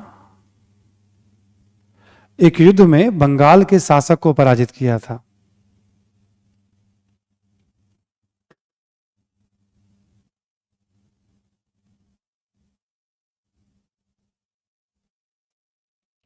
एक युद्ध में बंगाल के शासक को पराजित किया था। ठीक है, 1536 ईस्वी में एक सूरजगढ़ा की लड़ाई हुई थी, नोट्स में वो भी लिखा हुआ है। तो शासक बनने के पहले महत्वाकांक्षी था। कई सारे किस्से इसके प्रचलित हैं। इसके बारे में कहा जाता है कि इसमें शेर के भी गुण थे, साहसी भी बहुत था, लोमड़ी के भी गुण थे, चालाक भी बहुत था। शेरशाह के बारे में कहा जाता है इसमें शेर के भी गुण थे और लोमड़ी के भी गुण थे। अभी हमने थोड़ी देर पहले ही पढ़ा, इसने 39 में और 40 में शेर हुमायूं को हराया और 40 में ये दिल्ली का सुल्तान बना ये। ठीक, तो 40 से 45 शेरशाह ने क्या किया एक शासक के तौर पे? कुछ बातें तो बैकग्राउंड के रूप में बताई। पिता की जब मृत्यु हो गई थी ना, तो इसको भी इब्राहिम लोदी ने जागीर दे दिया था सासाराम का। फिर सौतेले भाइयों के कारण इसको जागीर छोड़नी पड़ी, बिहार में जाकर नौकरी करनी पड़ी। एक शासक की मृत्यु हो गई तो जो उस समय युवराज था वहां का, उसका संरक्षक बना दिया गया था इसको। ठीक है, वहां से इसकी महत्वाकांक्षा बढ़ी। इसी बीच में इसने चुनार के दुर्ग पर कब्जा किया, वहां काफी पैसा इसको हाथ लगा। गाजीपुर में किसी एक, ठीक है, मजबूत परिवार में शादी की, उससे भी खूब पैसा इसको हाथ लगा। बंगाल के विरुद्ध अभियान किया, सफल हुआ और उसमें खूब पैसा बनाया इसने। हुमायूं को खबर थी कि काफी मजबूत हुआ और बंगाल के शासक को इसने हरा दिया है। ठीक है, तो यानी कोई छोटा मोटा तो है नहीं अभी। हुमायूं भागा भागा इसके पीछे आया, शेरशाह ने इसको बंगाल में जाने दिया, तुम जाओ। आराम से बंगाल को हुमायूं ने फिर दोबारा जीत लिया। 8 महीने तक रहा वहां पे हुमायूं, रंगारंग कार्यक्रम चलता रहा उसका अपना। उसके अंदेशा ही नहीं था कि लौटने के समय जो है शेरशाह अलग कार्यक्रम की तैयारी कर रखा है उसके लिए। ठीक है, एकदम घबरा गया जब उस पर हमला हुआ तो। ठीक है, और जान किसी तरह से बची उसकी, पर दोबारा ऐसा नहीं, तो चालाकी से जीता शेरशाह ने। अगली बार तो आमने सामने की लड़ाई में हराया और हुमायूं को ऐसा भगाया कि फिर वो ईरान में जाके उसे शरण। ठीक है, तो मतलब एक बैकग्राउंड के तौर पे था कि भाई शेरशाह एक सामान्य परिवार का व्यक्ति था, इसने भी योग्यता के दम पर दिल्ली का सुल्तान बना। ये अब लिखें आप, इसके प्रमुख कार्य लिख लें आप शेरशाह के।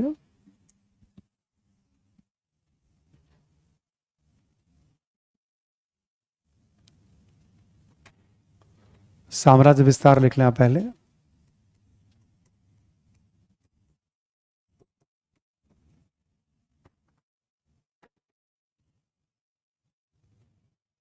लिखें आप कि बंगाल से लेकर पंजाब, मुल्तान,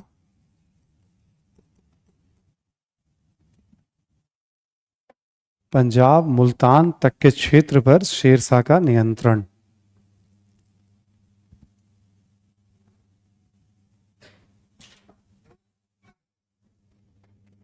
पंजाब, मुल्तान तक के क्षेत्र पर शेरशाह का नियंत्रण। ठीक है, मतलब 5 वर्ष में इसने पंजाब से लेकर बंगाल को पूरी तरह से अपने, कोई विद्रोह नहीं होते थे, एक बार कब्जा किया था इसने। ठीक है, 67 वर्ष की उम्र में गद्दी पे बैठा था ये, 67। उस समय इसके अंदर जोश था कि मैं भगा दूंगा मुगलों को। ठीक है, तो महत्वाकांक्षा या कुछ पाने की जब ललक होती है ना, मतलब, तो डोनाल्ड ट्रंप भी इसके एग्जाम्पल है। तो लोग उम्र को धत्ता बताते हुए, ठीक है, और अभी आगे देखिए अपने प्रधानमंत्री जी भी कम थोड़ी हैं इस मामले में। अलाउ कर दिया जाए तो 10 साल तो ऐसे ही शासन करेंगे जैसे भी वो कर रहे हैं। उनसे ज्यादा कोई दौरा नहीं कर पाता, उनसे ज्यादा कोई प्रचार नहीं कर पाता है, उनसे ज्यादा कोई रैली नहीं कर पाता है। अभी माना जा रहा है कि 2 साल में 75 साल के हो जाएंगे वो भी। भाजपा ने एक नियम बना रखा था कि 75 के बाद एक्टिव पॉलिटिक्स। तो खूब चर्चा होती है कई बार कि 75 में प्रधानमंत्री जी क्या करेंगे, मतलब उस समय पद 27 में पद छोड़ेंगे, नहीं छोड़ेंगे, क्या रणनीति होगी। मेरा अपना जो अनुमान है, मतलब प्रधानमंत्री जी छोड़ना चाहेंगे बट लोग उन्हें नहीं छोड़ने देंगे।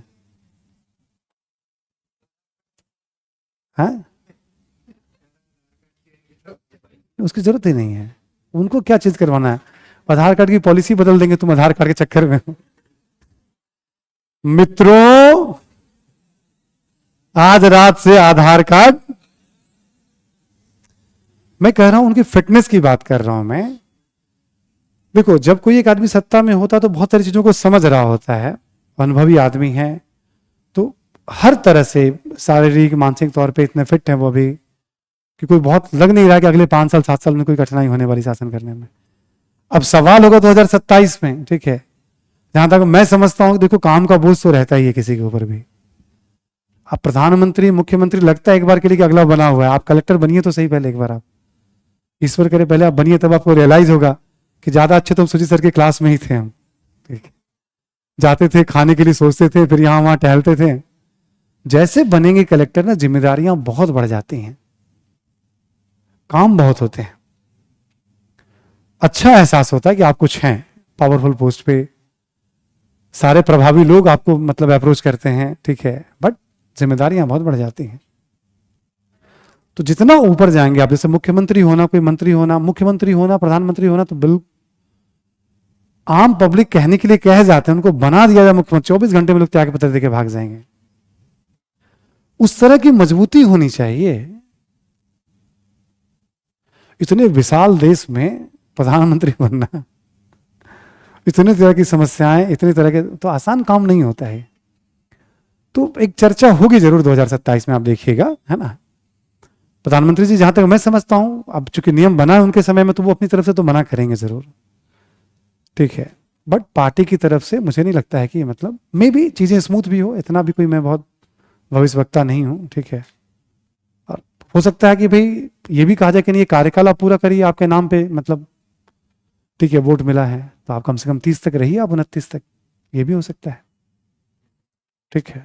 तो उसके बाद हाँ, फिर में भी अगला चुनाव उनके नाम पे लड़ा जाए और प्रधानमंत्री शायद कहें कि भाई देखो अब सुरक्षित हाथों में भारत को देना है। तो मे भी बहुत तरह के ना, देखो क्या होता है राजनीति में भी, जैसे केवल सिनेमा में ही इमोशनल कार्ड नहीं चलते हैं, राजनीति में भी कि जनता से कैसे कनेक्ट करेंगे आप, काम करके कनेक्ट करेंगे आप।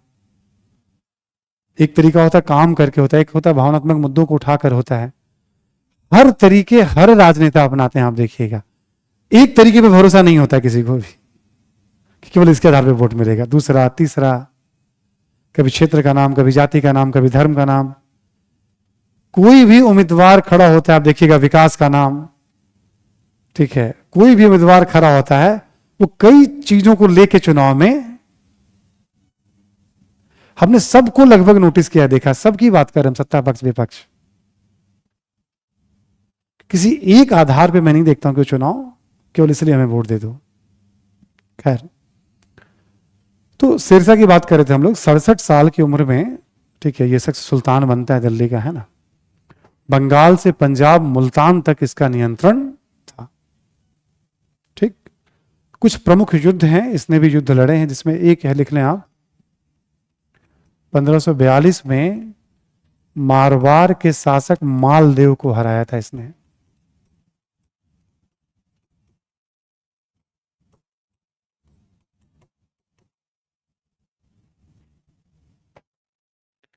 मारवाड़ के शासक मालदेव को पराजित किया था इसने।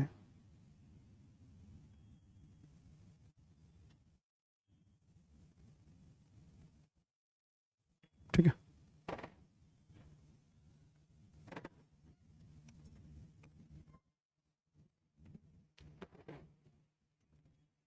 इसी में एक लिख लेंगे आप, इस युद्ध की चर्चा होती, कभी पढ़ेंगे आप, देखेंगे आप, लगभग शेरशाह हार चुका था इस युद्ध में। शेरशाह ने धोखे से मतलब राजपूत शासकों में मतभेद पैदा किया, एक पत्र वगैरह लिख करके, और आपसी मतभेद का फायदा उठाकर फिर ये जीत गया।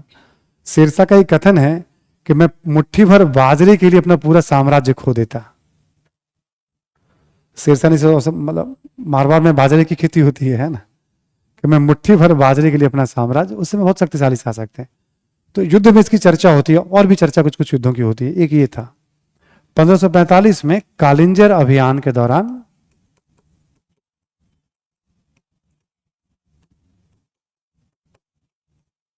बारूद फटने से इसकी मृत्यु हो गई थी।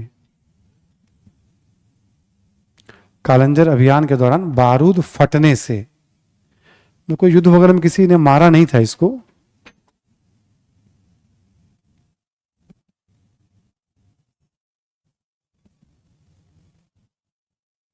ठीक। होता नहीं, लोग बम बनाते रहते हैं तो बारूद फट जाता है, बम फट जाता है तो लोग मारे जाते हैं। अभियान में कहीं गलती से बारूद फट गया, उसमें मृत्यु हो गई थी इसकी। दुर्घटना का शिकार ये भी हुआ, हुमायूं भी हुआ, ठीक है। एक और जिसको याद किया जाता है कि हुमायूं के जिन जिन रास्तों से आने की संभावना थी ना, उन सभी रास्तों पे इसने अपने योग्य अधिकारियों को तैनात, चाहे वो सिंध मुल्तान का रास्ता हो या फिर पंजाब का रास्ता हो। तो दोबारा हुमायूं को पता था कम बैक करेगा वो, तो इतनी मजबूत तैयारी कर रखी थी कि उधर से कोई अटेम्प्ट कभी सफल नहीं हो पाया, ठीक है। नेक्स्ट देखिए आप, प्रशासन। सिरसा की चर्चा देखो, एक तो होती है ना कि इतने कम समय में इतने बड़े भूभाग पे आपने जो काम बाबर नहीं कर पाया, जो काम हुमायूं नहीं कर पाया, वो सिरसा ने कर दिया। बाबर और हुमायूं ने मिलकर के 15 साल में जो काम नहीं कर पाया, सिरसा ने 5 साल में वो काम कर दिया। 5 साल में, 67 से 72, 40 से 45 से पिता पुत्र पे भारी पड़ गया वो अकेले। प्रशासन के बारे में लिखेंगे आप।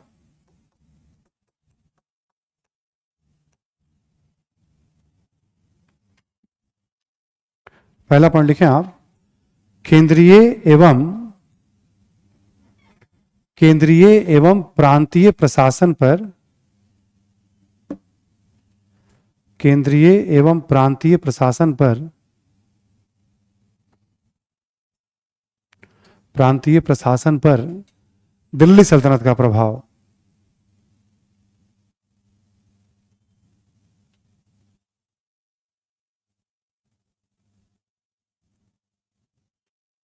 ठीक, इसमें कुछ लिखने की आपको जरूरत नहीं है।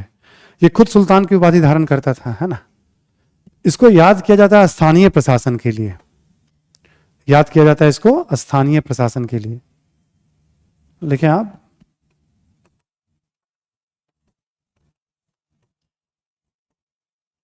यहां लिखें आप जिला,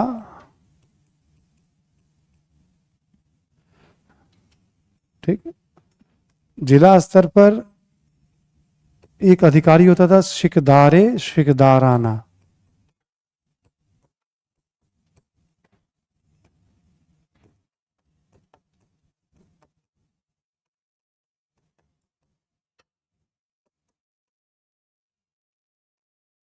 और एक था मुंसिफे मुंसिफाना।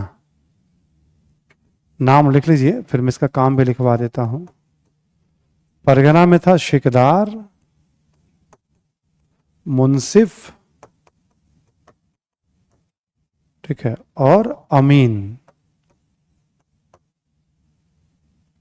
शिकदार, मुंसिफ और अमीन। ग्राम स्तर पे था खुद मुकद्दम और पटवारी कानूनगो।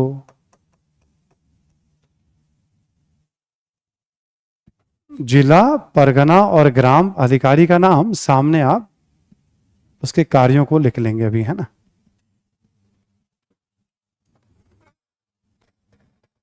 ठीक है,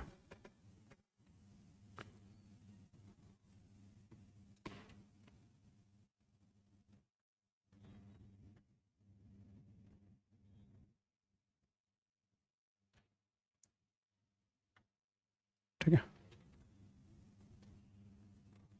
लिखेंगे आप, नोट कर लिया अपने नाम। पहले लिखेंगे सिकदारे, इसके सामने सिकदारी सिकदाराना के सामने लिख लेंगे आप कानून व्यवस्था की जिम्मेदारी थी इसके पास। सिकदारे सिकदाराना के पास था कानून व्यवस्था की जिम्मेदारी।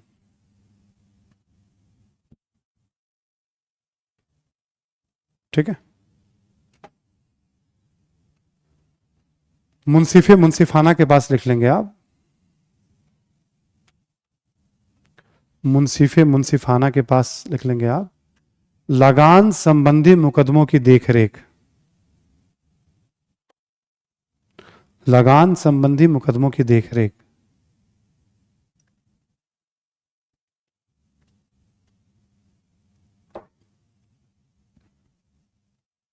ठीक है, लगान संबंधी मुकदमों की देखरेख।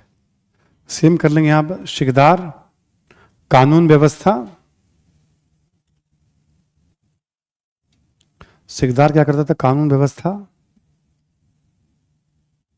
मुंसिफ क्या करता था, लगान संबंधी मुकदमे। लगान संबंधी मुकदमे। और अमीन क्या करता था, भू राजस्व वसूली।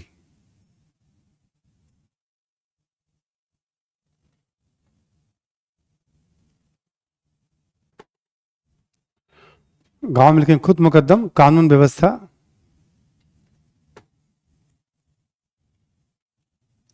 ये था कानून व्यवस्था, खुद मुकद्दम। और पटवारी कानून को था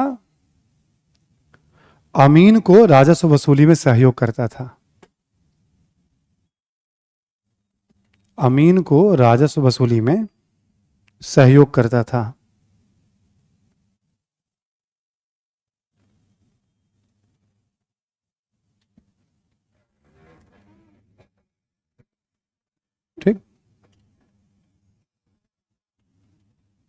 लिख लिया आपने?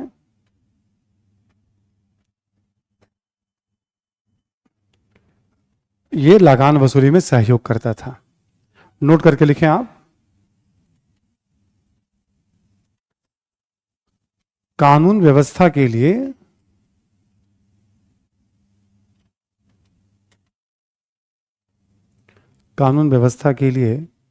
स्थानीय उत्तरदायित्व का सिद्धांत लागू था।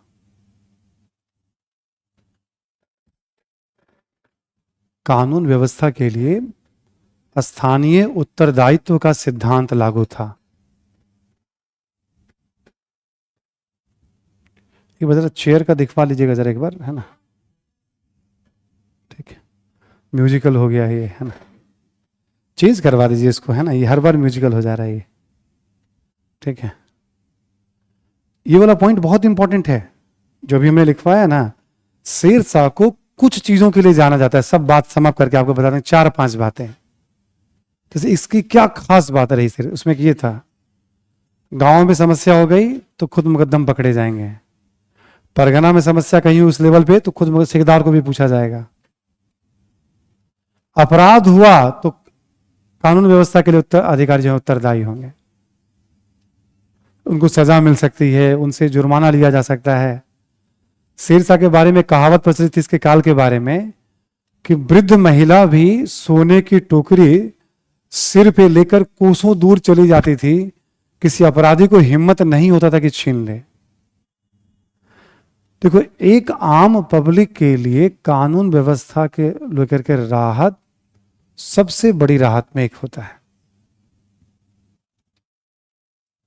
देखो, आप निर्भीक होकर के बिना किसी डर के जीवन जी सकते हैं, एक बहुत बड़ा राहत होता है। ठीक है, और जिस समाज में बच्चियों को पूरी आजादी है कि नहीं कभी भी आए जाए डरने वाली बात, इतना सिस्टम है, तो समझो कि कानून व्यवस्था की स्थिति कितनी बेहतर होगी वहां। ठीक। दूसरा, न्यूनतम जरूरतों के लिए बहुत ज्यादा संघर्ष किसी को ना करना पड़े। आम पब्लिक क्या चाहता है?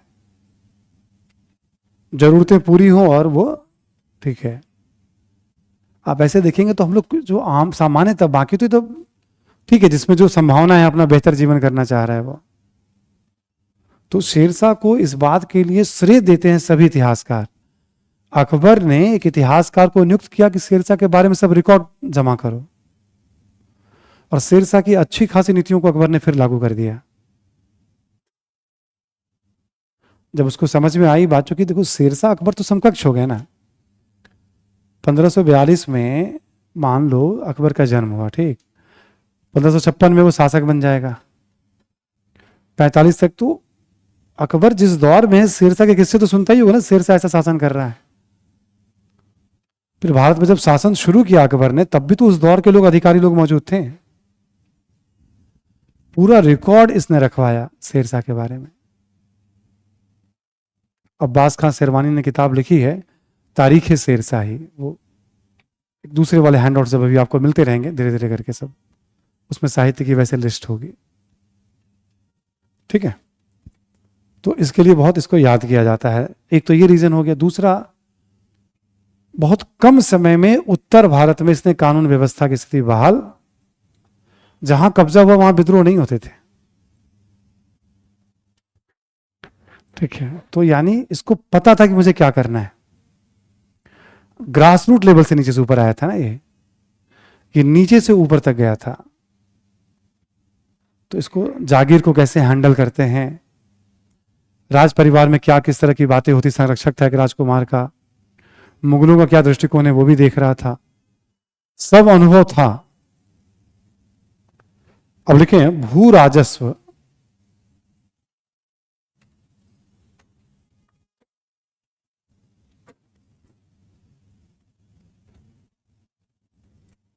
ठीक, इसको भू राजस्व के लिए भी याद किया जाता है। भू राजस्व में इसने क्या क्या किया, इस पॉइंट को लिख लें आप जरा एक बार।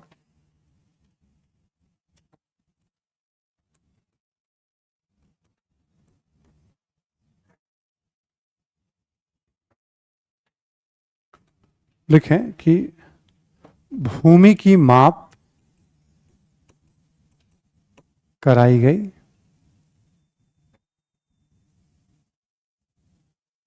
ठीक है, भूमि की माप कराई गई थी इसके द्वारा।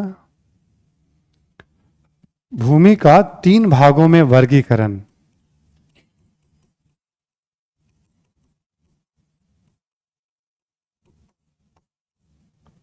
उत्तम, मध्यम और निम्न।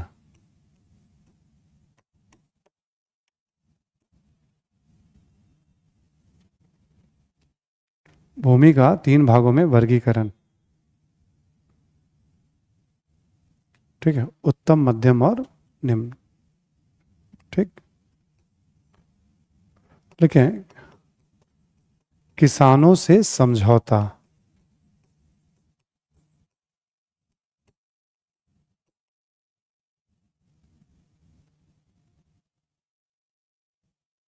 ठीक, किसानों से समझौता, सब किसानों से समझौता हुआ कि आपको कितना देना है, कागज पर लिखा रहता था ये।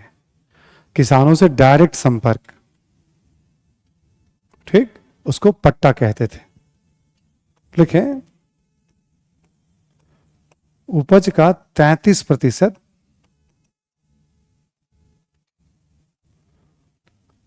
उपज का 33% किसानों को देना होता था।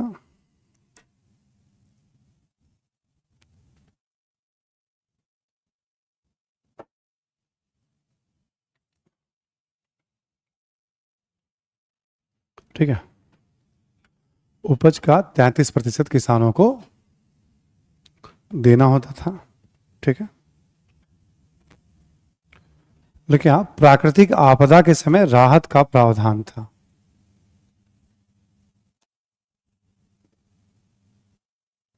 प्राकृतिक आपदा के लिए राहत का प्रावधान था।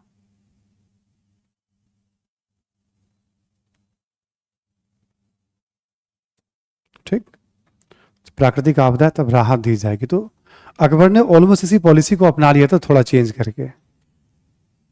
ठीक है, सड़कों के बारे में लिख लो आप।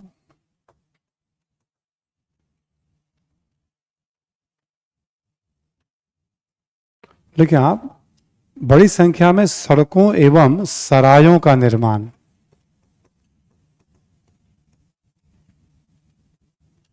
बड़ी संख्या में सड़कों एवं सरायों का निर्माण,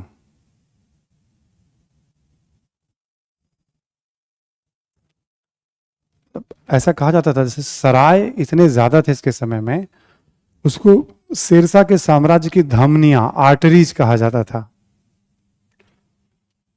शरीर में धमनियों की जो भूमिका होती है, वो भूमिका, एक तो क्या हुआ कि कानून व्यवस्था बेहतर हो गई, थोड़ी थोड़ी दूरी पर रुकने की जगह हो गई, तो व्यापारी, यात्री सब सुकून का जीवन बिताते थे। और शेरशाह को सब खबर होता था कहाँ क्या, सराय में हर जगह अधिकारी सबको खबर होता था, आम पब्लिक की मनोदशा क्या है, व्यापारी क्या सोच रहे हैं, कौन आ रहा है जा रहा है, पूरी रिकॉर्ड उसके पास। आज की तरह टेक्नोलॉजी नहीं थी, फिर भी उसने पूरा नियंत्रण बनाए। जितने उसके मंत्री थे ना, हर डिसीजन वो खुद लेता था, बस मंत्री उस काम को आगे बढ़ाता था। इसके बारे में कहा जाता था इसने अपने मंत्रियों को क्लर्क बना दिया था, जो सुल्तान का आदेश हो बस आपको केवल वही लागू, कोई डिसीजन नहीं लेना है आपको। ठीक है, सड़कों और सरायों का निर्माण, उसी में एक फेमस रोड है, लिख लें आप, शेरशाह सूरी मार्ग।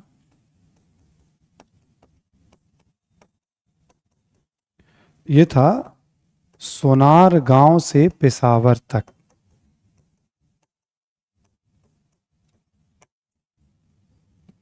सोनार गांव से पेशावर तक।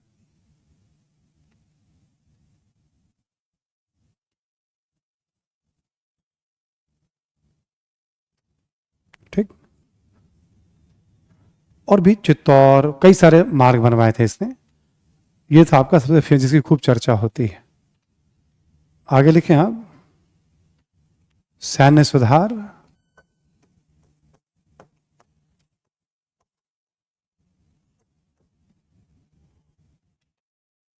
सैन्य सुधार, लिख लें आप, सेना को नगद वेतन,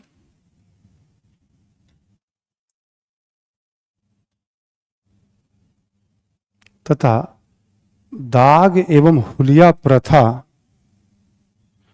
दाग एवं हुलिया प्रथा पुनः लागू,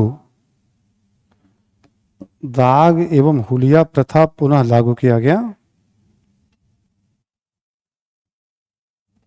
ठीक। अलाउद्दीन खिलजी वाला सुधार तो फिर से लागू कर दिया गया था। सिक्कों के बारे में लिख लें आप। इसने शुरू किया था चांदी का रुपया और तांबे का दाम।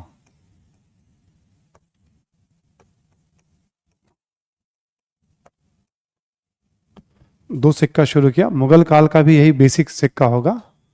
मुगल काल में रुपया और दाम मेन सिक्का होगा। रुपया आज भी हमारी करेंसी का नाम है, यही इसने पहली बार दिया था।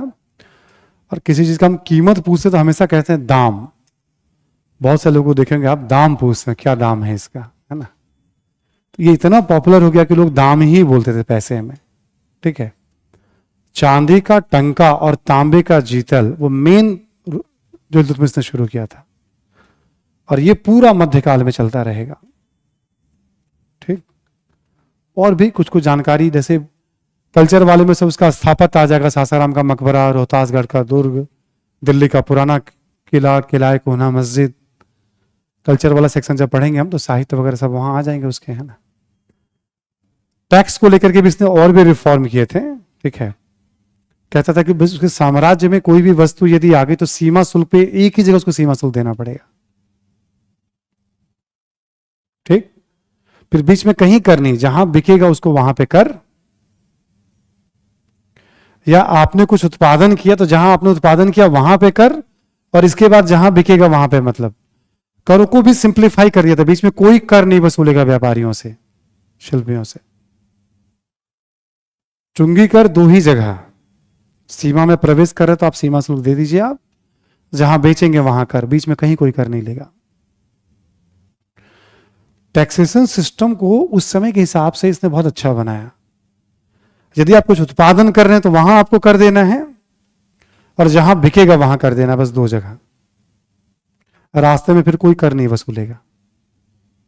मान लो एग्जाम्पल के तौर पे बंगाल से कोई वस्तु जो है बिकने के लिए दिल्ली आ रही है, तो रास्ता में कोई टैक्स नहीं, पहले खूब टैक्स वसूल लिए जाते थे। ठीक है। तो इसका उल्लेख होता है, तो इसकी गिनती योग्य शासक के रूप में होती है सिरसा की, है ना। तो यह है सिरसा से संबंधित जानकारी। ठीक है। नोट करके लिख लें आप।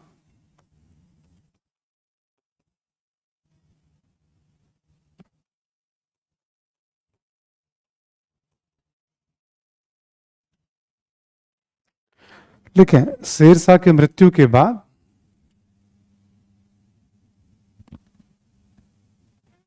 शेरशाह की मृत्यु के बाद इस्लाम शाह का शासन, इस्लाम शाह का शासन ब्रैकेट में कर लेंगे आप 1554 ईस्वी तक, 1554 ईस्वी तक, कॉमा देकर लिखें आप। इसकी मृत्यु के बाद उत्तराधिकार को लेकर संघर्ष,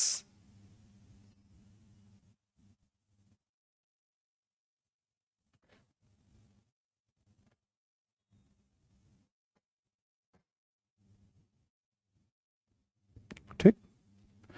तो अभी क्या हुआ, फिर ये आपस में लड़ने लग गए। सिकंदर सासुर है, आदिल सासुर है, सब लड़ने लग गए आपस में। ठीक है। और चीजें फिर बिगड़ जाएंगी इनकी, हुमायूं फायदा उठा लेगा। नोट में अगला पॉइंट लिखें आप, नोट में ही। हुमायूं ने 1555 ईस्वी में मच्छीवाड़ा, ये पड़ता है हाँ लुधियाना के पास पड़ता है जगह, मच्छीवाड़ा। ठीक है। एवं सरहिंद के युद्ध में, सरहिंद ये भी पंजाब में पड़ेगा, मच्छीवाड़ा एवं सरहिंद के युद्ध में, ठीक है, सूर वंश के उत्तराधिकारी को पराजित कर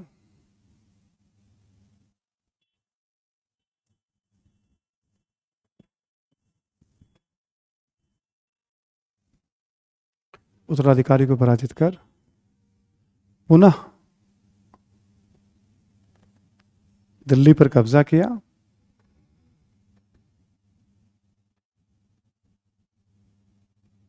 ठीक, अभी ये मजबूत नहीं हो पाया, अभी वहीं है, अभी पूरी तरह से सिकंदर ससुर पकड़ा नहीं गया है। तो इसका एक सहयोगी है बैरम खां, मित्र है हुमायूं का, और अकबर का एक तरह से समझ लो आप, वो संरक्षक था, मेंटोर था, मतलब उसके देख रेख में अकबर की परवरिश हो रही थी। तो बैरम खां अकबर के साथ अभियान पे था सिकंदर ससुर को पकड़ने के लिए। पंजाब वाले इलाके में लड़ाई चल रही थी, उधर ही था वो। तो हुमायूं ने अकबर को पंजाब का प्रांतपति मतलब सूबेदार बना दिया था। 13 साल की उम्र रही होगी उसकी, बैरम खां की देख रेख में। परिस्थितियां विपरीत है ना, तो बेटा योग्य होना चाहिए वाली बात थी। तब तक अभी अभियान पे था, तो बेटा को खबर आई कि पिता जो है दुर्घटना में चल बसे। तो पंजाब में ही बैरम खां ने अकबर को बादशाह घोषित किया। ठीक, बैरम खान ने अकबर को बादशाह घोषित किया। तब तक हरियाणा के रेवाड़ी का रहने वाला था एक शक्तिशाली योद्धा हेमू। ठीक, वो सूर शासकों का सेनापति भी रह चुका था। इस्लाम शाह के समय कहा जाता 20 से ज्यादा लड़ाइयों में सफलता दिलाई थी उसको।